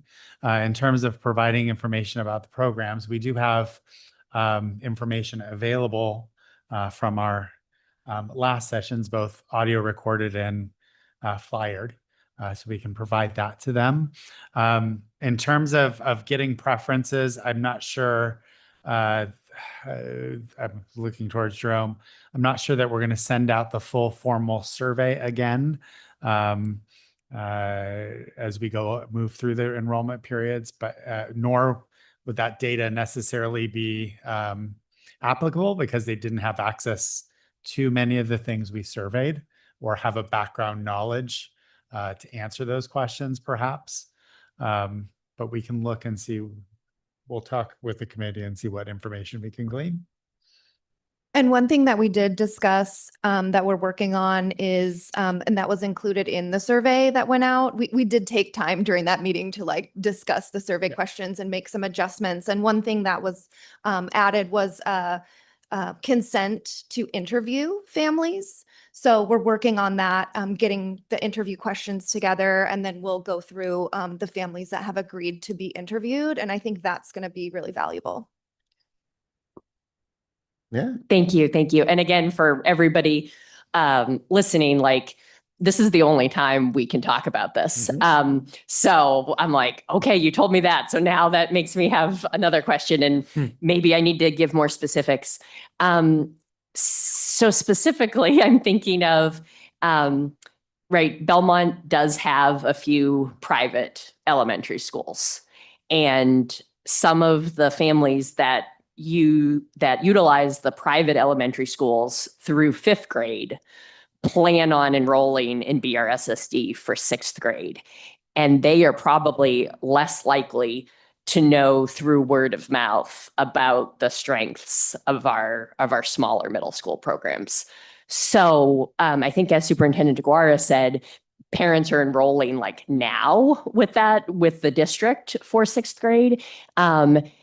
And again, I thank you guys so much for being on the committee. But again, and kind of the like opting in, I wonder if for new families enrolling, if there's a way while they're enrolling for them to indicate if they are open to being contacted by the committee to give them more information.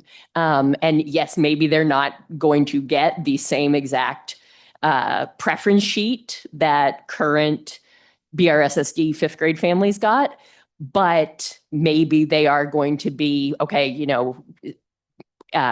take into account where they live, what their preference is for a middle school program. I can take a look and see how we do preferences for incoming families. I think we've gone multiple directions in multiple years. I will say, yes, anything's possible. I would have to direct staff towards that project if that's something that we'd like to do. But I can see how it dovetails into something that we already do. If not, it'd be something, a new objective to complete. Well, I'm glad you brought this up about the private schools, because I just for myself hadn't really thought about that avenue. So I think that's really interesting. And maybe just getting information to those families that we know are going to be coming in, like just to get them like directed to the info night things and whatnot. I would say we can do a lot. And we work really hard to get that word out. We do rely on families who are attending our district to come to our central information source, which is our website. So making sure that we're keeping that up to date, which is some things we need actually some tailoring on. I'm working with staff to get that updated, but sometimes it is hard to get information out to other agencies, asking them to distribute, rather than being the central source where people come to us. But we can, of course, look for ways to always do better. Just another, is that kind of what you had in mind, or was it also a little bit some other idea? I would say real quick, one thing I will add, I don't have a number. Anecdotally, I sense, I know I have at least an N sample size of probably 2 or 3 that I know because word has gotten out how we do middle school enrollment. They're actually leaving private schools mid fifth grade if they plan to attend sixth grade with us, so they can enroll in fifth grade, be part of that first group of folks that get first choice into the middle schools. I have seen that happen here and there. I won't say it's across the board, but we have seen that occasionally. And again, apologies to everybody because this is the only time we can talk about it. I think another specific thing that I'm just thinking of, and maybe I could send these questions if I come up with them in advance, which I did not, but I could send them to Superintendent DeGuara. Is right. It's open house season for real estate, right? So there's going to be families that move into the district. And as we heard from the community, right, when you're looking at your real estate app, it generally doesn't know yet that there's a middle school at Sandpiper and Nesbitt, right? So that's what I'm thinking too. And again, do not want to give more work to the district staff, just looking for a way that the community members who wanted to volunteer on the committee could help. Like, do they want, with the district's approval of a pamphlet or something like that, if it's on the district website of this is about our IB program or this is about our design thinking program, would they want to reach out to realtors and say, like, please let families know that these exist? I mean, it's just things like that. Yeah. Again, no more work for the district. Yeah. I appreciate that. I think that's idea generation. And I think that's really why we have the committee, right? Like to your point, open house, clarifying open house, people are selling their houses and having open houses as opposed to our district open houses. So informing realtors that, hey, here are schools, here are options. I think that's a great idea. Yeah, thank you for all those ideas. And I would say to like, keep them coming. Like if you think of more. Great. Okay. The next item is item agenda number 18, the CSBA board policy update, February 2026, second read. This is an action item. I know we have a public comment on the agenda, and I thank the person, Ms. McEwen, for waiting all this time. Great. I have a freshman in high school. She's at home by herself. It's fantastic. So I'm going to start with some numbers. I'm no Reese. With my numbers, I teach 8th grade math. 6 zeros, 120, 240, 306, 31, 400, 463, 2,960. Those first 6 numbers represent the monthly compensation for various school boards across San Mateo County. And that last number, 2,960, that's the percent of the proposed increase to our board compensation that was discussed at the last board meeting. I do want to acknowledge that there are 6 districts in the county whose board policy ties compensation to California Ed Code. And I understand that this was part of the conversation. I also acknowledge that this updated Ed Code was approved in October and went into effect on January 1st. I also want to be clear, I'm not opposed to an increase in board compensation, but a 2,960% increase is not reasonable.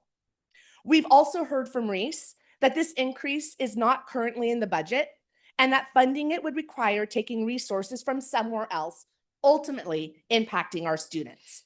That is a decision about priorities.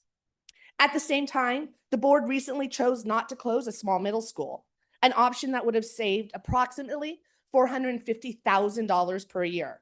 That too was a decision about priorities. If the reasoning is that compensation should increase that amount because other districts or other city councils make that, then it's fair to ask, Shouldn't we apply that same comparison strategy to our salary schedules for teachers and staff? If that is true, then I have some salary schedules I'd like to share with you from other districts. Because ultimately, these decisions are not just about the numbers. They reflect what we value and where we choose to invest. Every one of these choices is a decision about priorities. Thank you.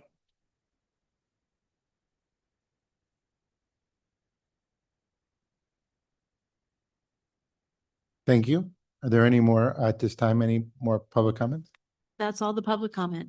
Okay. So we have a lot of board policy updates within this for the second read. Is there discussion? I know last time there was discussion on the one regarding, I'm going to say this slowly, remuneration, or is it remuneration? Remuneration, that one. To kind of streamline this, I'm making a proposal that, is there any other board bylaw at this time that we want to bring forth for discussion from this list? Besides Besides 9250. exactly besides Or 9250. yeah. Yes. Other than that one, I say that I'm happy with Okay. approving everything without discussion. That was my next point. So why don't we do that? Why don't we put forth that motion to approve all the others on the second read list, and then we can kind of talk about the that one, 9250. So with that, do I have a motion for approval of the board policy updates with the exception of bylaw 9250 for a second read?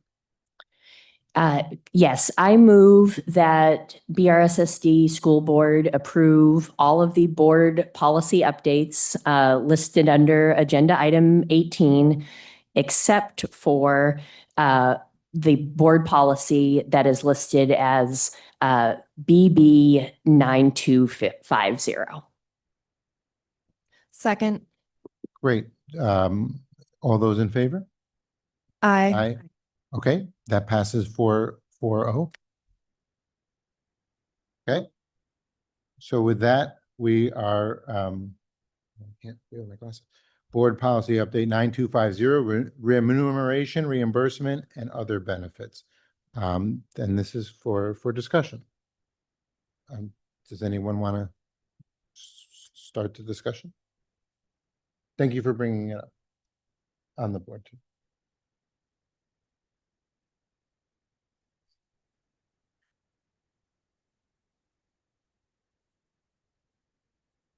So I know last time trustee Northrop and trustee Dang had a point that they raised. Do you want to kind of raise it again? Sure. I mean, I think for me, one of the biggest things, biggest drivers is, the whole reason the state of California even approved this increase is because of the large number of elections that ran unopposed. And here in BRSSD, we had 2 of those elections last cycle, where, there was only one person running. And, obviously the state saw a reason to increase the compensation. And I think that, it is reasonable to allow for board compensation. That's kind of the purpose of the ed code. And yeah, I stand by what I said in the last meeting. I know it seems like a big number, but it seems that way only because of how low it has been for the last 40 years. So, I mean, I stand by the points that I made and would be happy to discuss if anybody else has points that they would like to make as well. But I definitely stand by, it's really not about,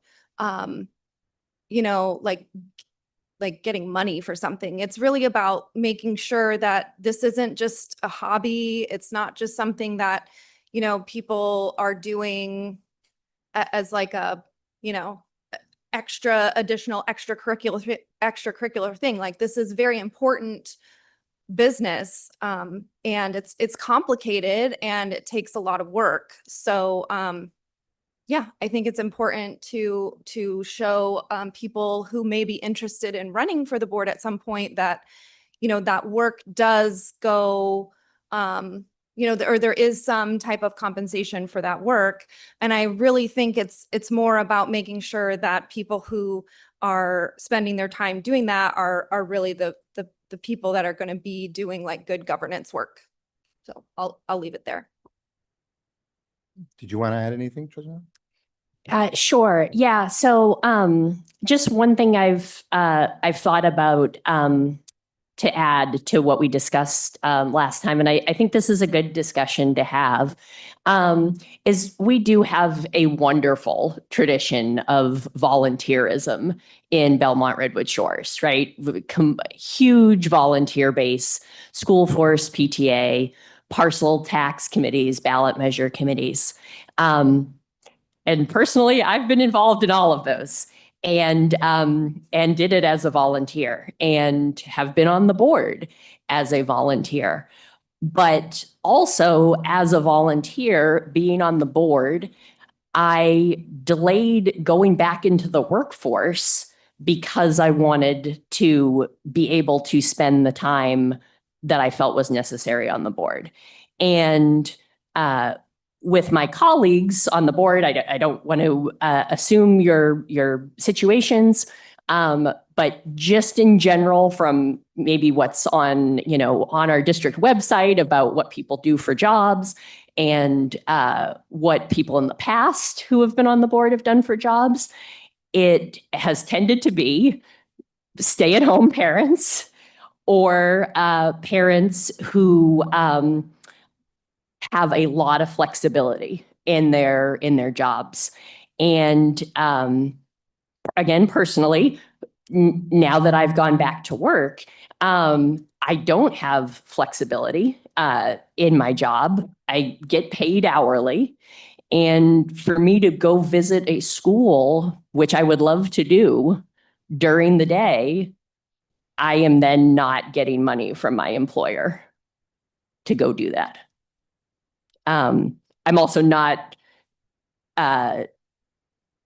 helping myself get further in my position if I'm like, well, got to go to another school board thing right now while you want me to be doing something else.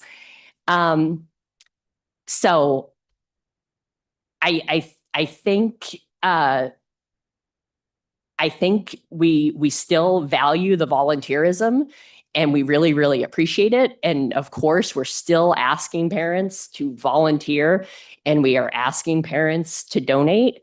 But also, I don't think we can expect parents, and it tends to be parents, but of course, other members of the community are welcome to run for the board as well.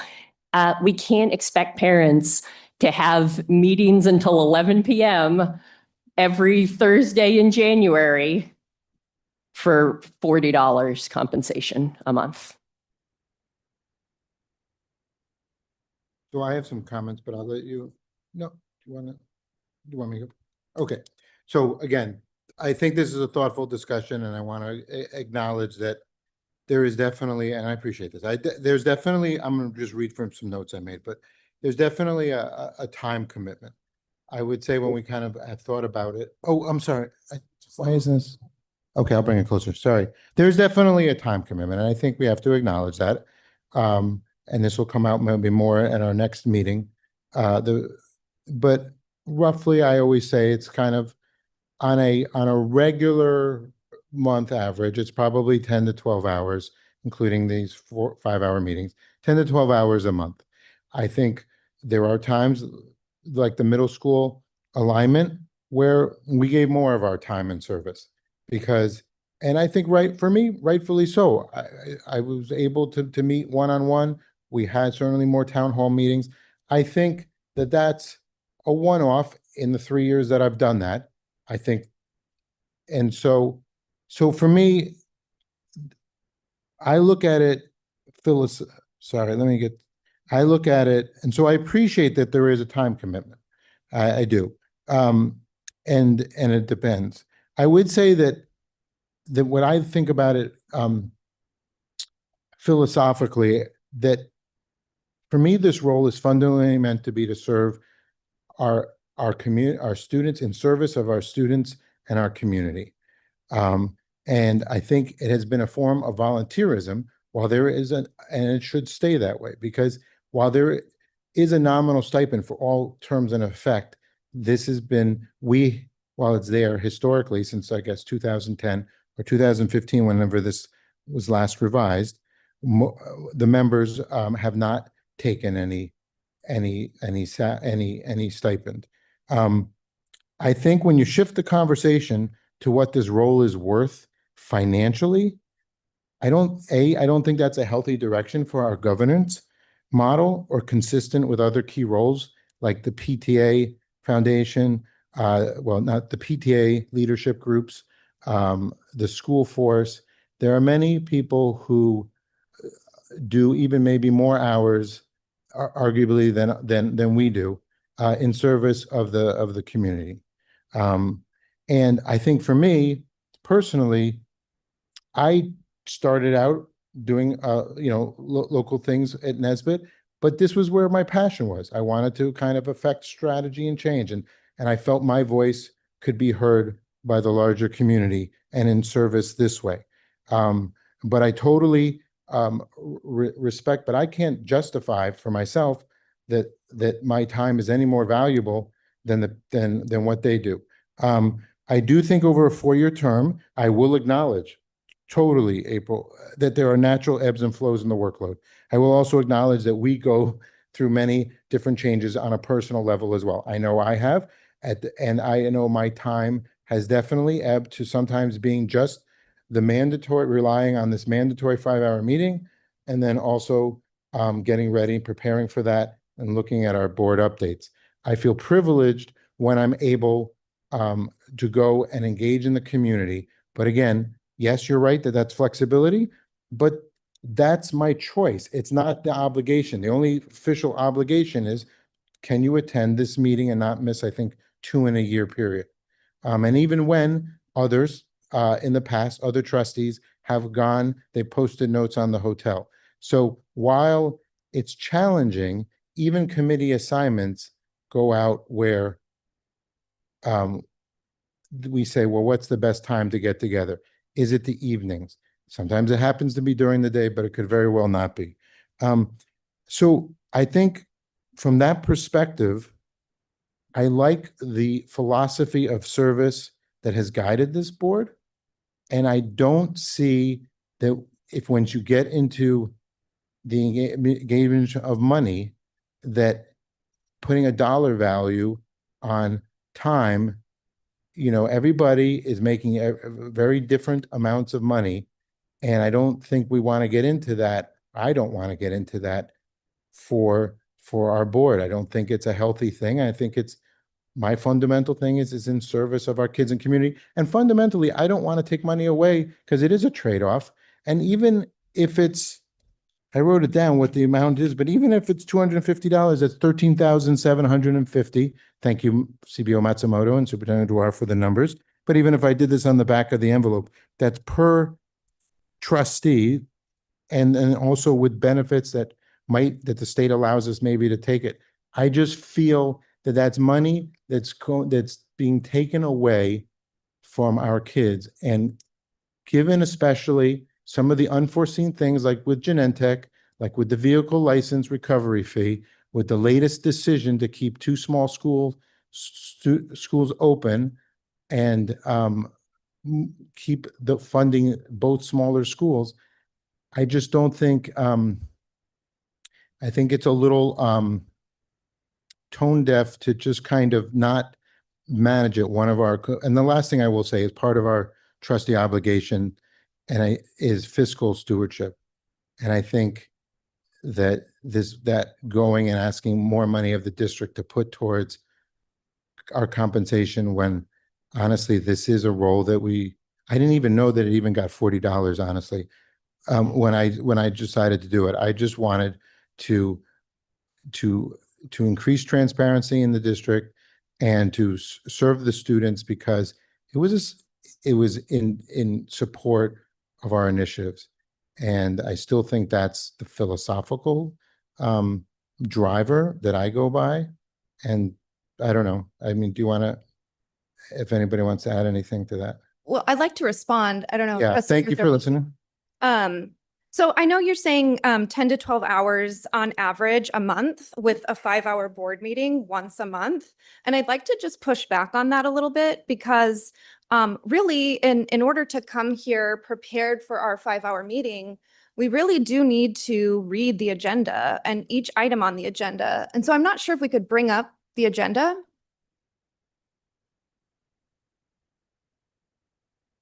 And if we could just start, scroll up, yeah. So if we start with number 7, and if you look and click into each one of these, there are supporting documents for each one of these A through, you don't have to click into them, Ms. Ellinger, but if you could just, so A through, if you could keep scrolling, A through U. So each one of those items has supporting documents, and we as a board are supposed to open all of those and read all of those documents in order to come prepared for these meetings. So I don't think 10 to 12 hours is really a good estimate of the time.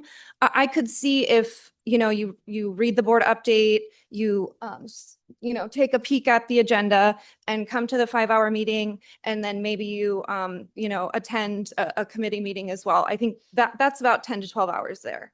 So I think it's definitely at least double that if we're being realistic with our estimates. So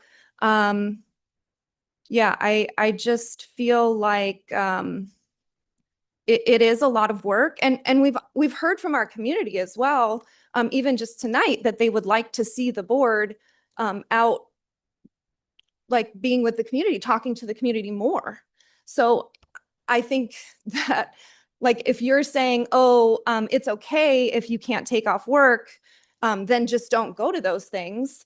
But we're hearing from the community. No, I'm that saying they that there's wish to- flexibility whenever a committee, when we're on the committee, Trustee Northrop and I are on a different committee, 2x2, whatever it is, there is a schedule going out, a desired schedule where we can vote on times.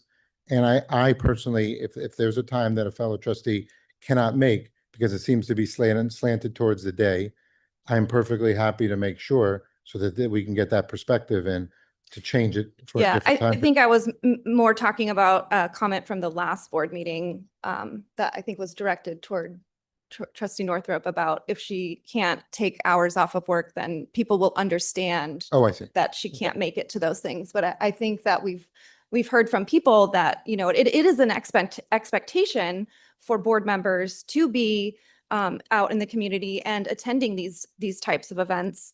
And then also to your point on, it's X number of dollars, for each trustee. It's optional.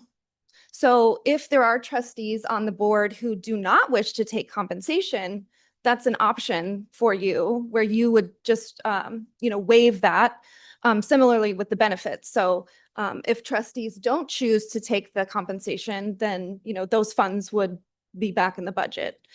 Man, I had one other point, but I can't remember what it is now. Anyway. Thank you, Trustee Dang. I really appreciate your comments. I think just to go building on that as well. I think for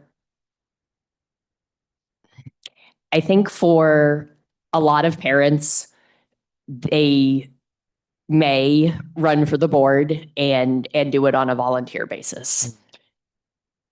And that would be better for the district financially. But I don't want to restrict membership on the board only to people who it's not a big deal for them to take a day off of work. I know there was some double negatives in there. Right? If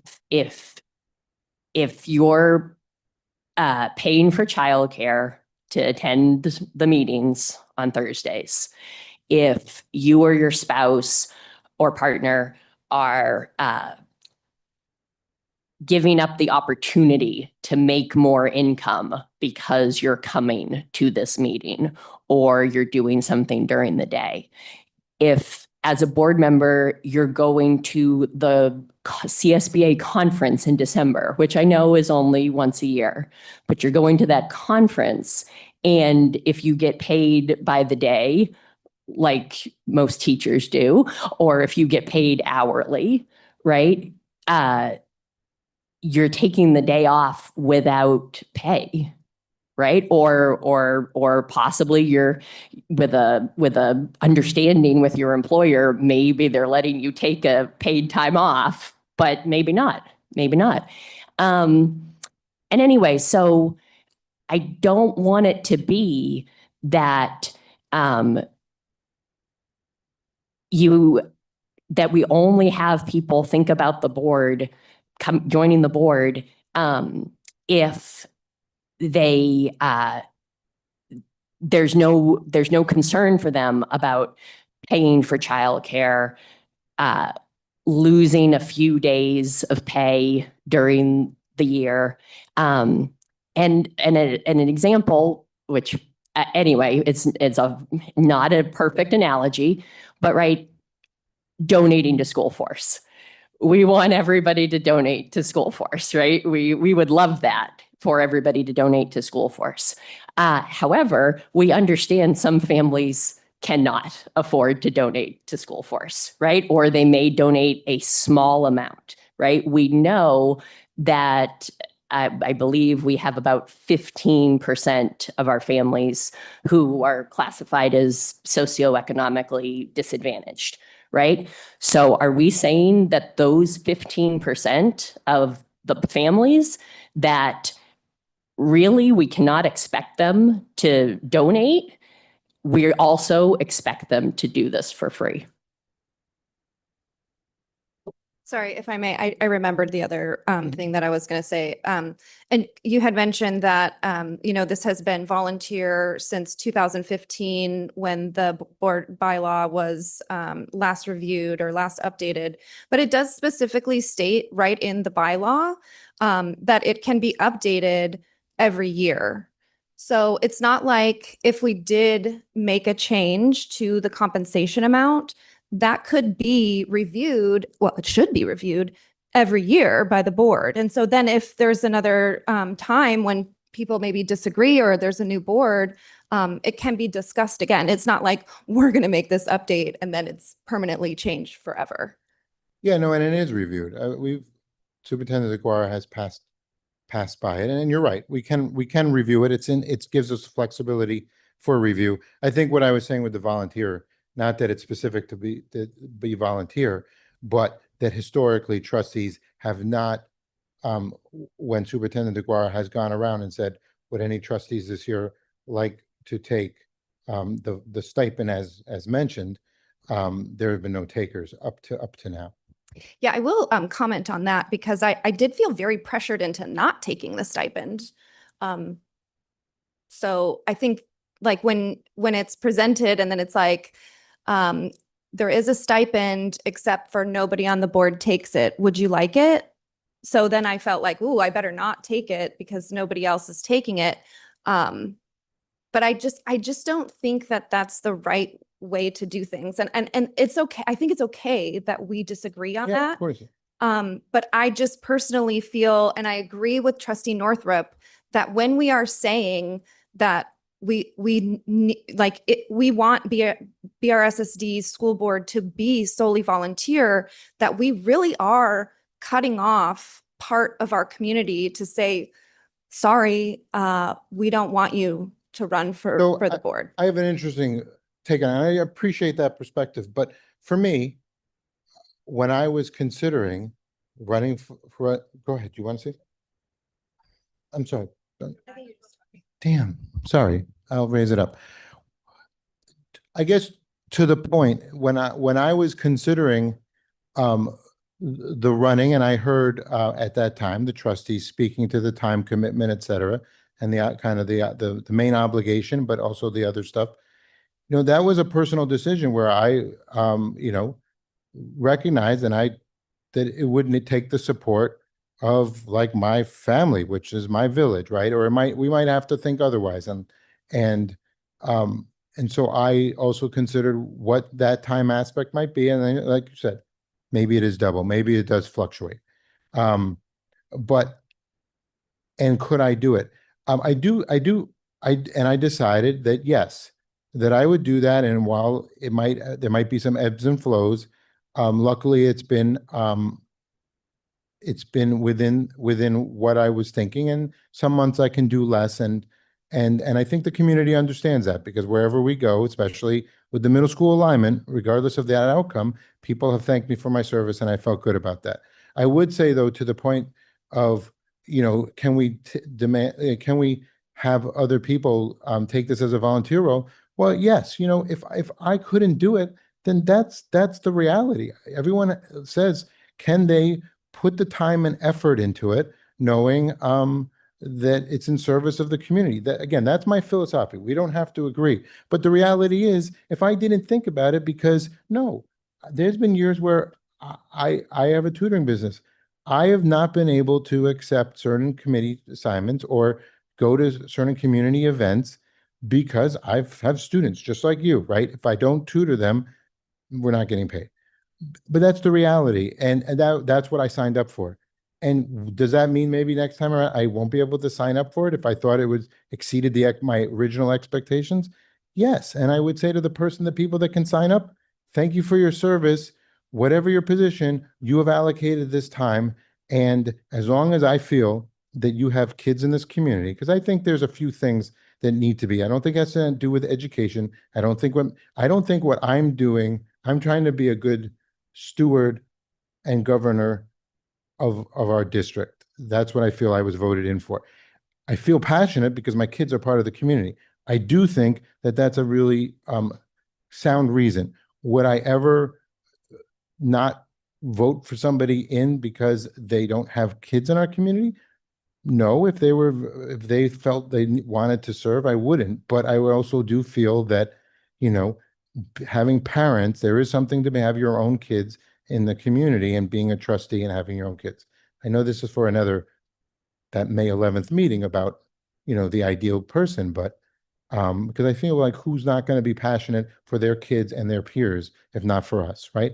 And I think that we do have that. I think that brings an interesting perspective. Outside of that, though, I do not put myself up any higher than somebody else. It's a function of time.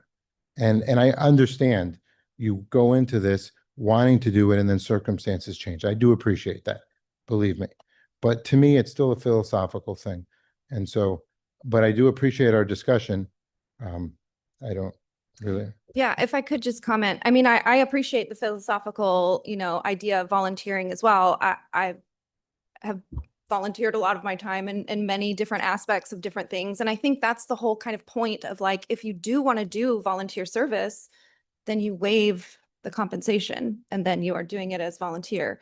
And so, and I think I really think that, and it may just be because of like, where we are in Belmont, California, it seems as though like, well, anybody could do this and be a volunteer, but that really is just not the reality.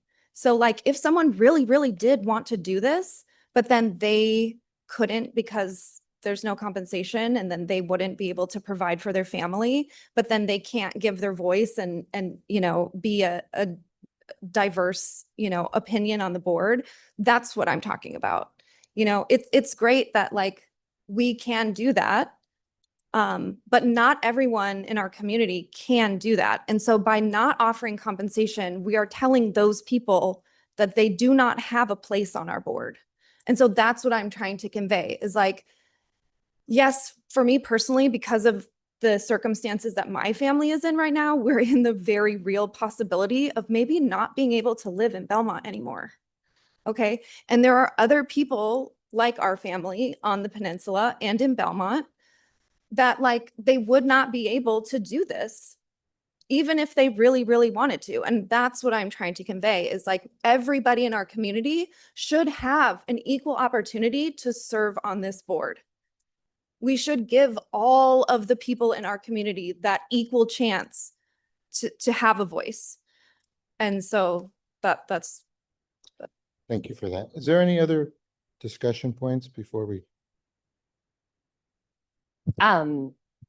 Just going along those lines, I do recognize that the amount that the compensation is right now is $40. To go up to what is legally allowed is a very large jump. To Trustee Dang's point of we could review it every year, I would be interested in proposing that we increase the amount this year, but maybe not to the full amount that we could. I totally feel that, again, members of the community, we want them to be able to serve. And if people can serve as volunteers, then they'll decline the compensation. But I do recognize that it is a large jump from $40 to $1,200. So I would be open to somewhere in the middle. yeah, I agree, Trustee Northrup, that I would be open to another amount as well. Maybe I will propose an amount. Hold on. Can I just interject really quick? I think it's important at this point just to note before we do motions and voting that we are one trustee short today. So that creates a little bit different dynamic. Typically, a majority is 3 on a board of 5. When there's 4 present, this majority still is 3. So 2-2 is not a passage of a motion. So just want to clarify that procedural piece before we move. So is the recommendation to table this then until Trustee Bruno gets back? Is that what the district would recommend? There's no recommendation from the district Okay. at this point. It's a matter of board preference. Okay. What does the board prefer to do?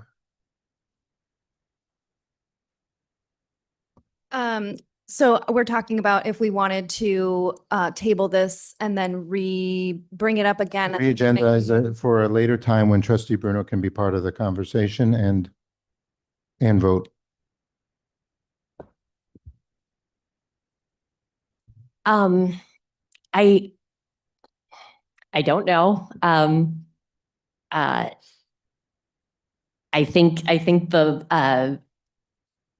I think starting with the middle school discussion, members of the public are more tuned in to the board's happenings, which I think is great. On the one hand, if we put it on the agenda for next month and it was specifically item whatever, and it said board remuneration with a parentheses of what that means, because, right, how often do you use that word? Anyway, and so then we may get more public comment. We may hear more. We may get more emails to the board, et cetera. And that would be great for transparency and discussion. I think also,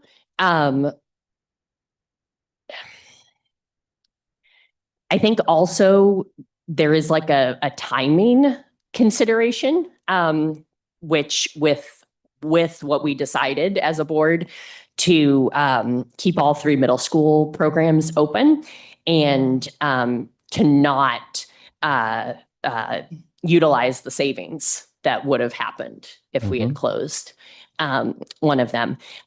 So I think the timing is unfortunate. This is when this came to us from CSBA as part of other policies. As people said, the state recently changed what was allowed. This is a going back, and I'm mindful of the time. I believe approximately 2 years ago, I proposed raising the compensation to $240 a month with different board members before the 2024 election. I don't remember I don't think we voted. There was some discussion about it, but it maybe didn't seem like it was going to get enough votes to pass. So then we dropped it. I would be very, and I should look at the audience if I'm going to say this. I would be very comfortable voting for $240, although that is, to me, not enough for parents who are not independently wealthy. But I would be very comfortable supporting $240 a month per board member that they 11 months a year that they can opt to take or not. And then each of us as a board member, we do have to file a financial statement once a year. So you will see that. You can see ours from this year. And then I believe it's due in the spring. You would then, so that would be what you would have for this upcoming election. Then we would file another one next spring. You would see that before another subsequent election. And you could see. And if you see that I took 240 times 11, $2,500, and you would like to do this job for free, then go for it.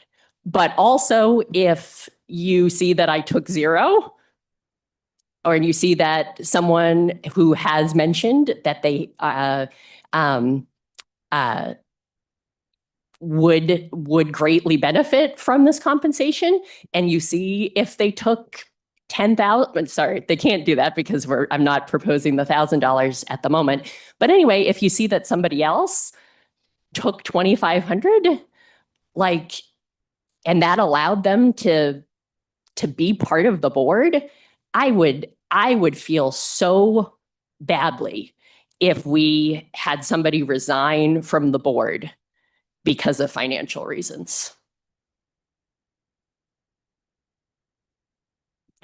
Okay, so it sounds like we want to kind of see where this goes. So is there a motion on the? I move to raise the board compensation from $40 a month to $240 a month. Second. Okay, all those in favor? Well, how do we, sorry, go ahead, yeah. Further discussion. For If further- there's yeah, any you're right, you're right. discussion about Further discussion? about the Yep. specific amount of $240 a month. And if you do not want to take it, you decline it. Just point of context here. I understand there is conversation about the dollar amount. There is also has been conversation about benefits pieces. I just asked the board to consider in whatever motion that we're clear about how we're addressing that. Thank you. For what I've been thinking of it, I feel like I feel like, but I could be wrong, that the district does not need to start providing health insurance. I believe that then for the community, maybe people do get insurance through their employers, or if their employer doesn't provide it, then they might be eligible for like Medi-Cal or a low-cost health insurance. And so I do not think it makes sense for the district to provide health insurance to the board members. Okay, so this motion is, right, so this motion is, we're fine, we're saying kind of good with everything else in that bylaw. We're focusing on the stipend, the compensation element of it, which is the first row, changing the dollar amount. Okay. And so your motion is for $240. I'm sorry, was there a second? There was this. Yep. You motion, you second it. Is there any further discussion on the motion? No? Okay. Why don't we do a vote? Can we do this vote by, just to be clear, by individual? We, Trustee Northrup, Aye. trustee Tang, Nay. trustee Dang, Aye. trustee Cos. nay. So it, So we have 2 nays and 2 ayes. So- Motion does not pass. right, in the original, so therefore it stays as status quo. I want to thank everybody for the discussion, though. I appreciate it. Okay. Sorry, you're right. Okay. So then is there another motion or should I? So I make a motion that the board bylaw is approved on the other language and stays status quo for the compensation amount. Second. Okay. Ms. Ellinger, would you do a roll call? Trustee Northrup, No. trustee Tang, Aye. trustee Dang, Nay. trustee Cos. Aye. Okay, we have 2 noes and 2 ayes. So now So in that case, the recommended changes for board policy or board bylaw 9250 do not go through, and the policy remains the way it was in the past without any changed language. okay. It'll also remain with the last updated version, which it would be dated. The original adopted date would be 10/22/15. That will be left alone. Thank you, everyone, for the conversation. Now on to agenda number 19, future board meeting agenda items. Is there one that wants to be discussed or any agenda item that should be added? So that is my cue there. Sorry about that. Let me go That's okay. back to my assembly here. So future board meeting items, we have our board study session coming up April 23rd. Topics are board governance, special programs, which is actually a holdover from January. Director Kreitz and our SELPA Chair Mary will be joining us. We will also have a construction update, which we will spend time talking about HVAC. In our May meeting, we have a special board meeting about running for board and the board info session, which will be broadcast. We will be getting the word out about that as well. We're also showing our May meeting, which regular agenda items. Ralston will be the highlight. There's a public LCAP hearing for the LCAP. 2x2x2 are city debriefs, working with Redwood City and Belmont, working on rental rate increases from CBO Matsumoto, declaration of need, human resources, and then advisory committee update. Likely, I'm guessing the standing update from probably Trustee Tang and President Koss. We'll need to determine when it's appropriate to have actually the committee members come and give that report. Okay. Great. Thank you. With that, there's no need to reconvene the closed session. So at 9:06 p.m., we adjourn the meeting. Thank you very much. Thank you.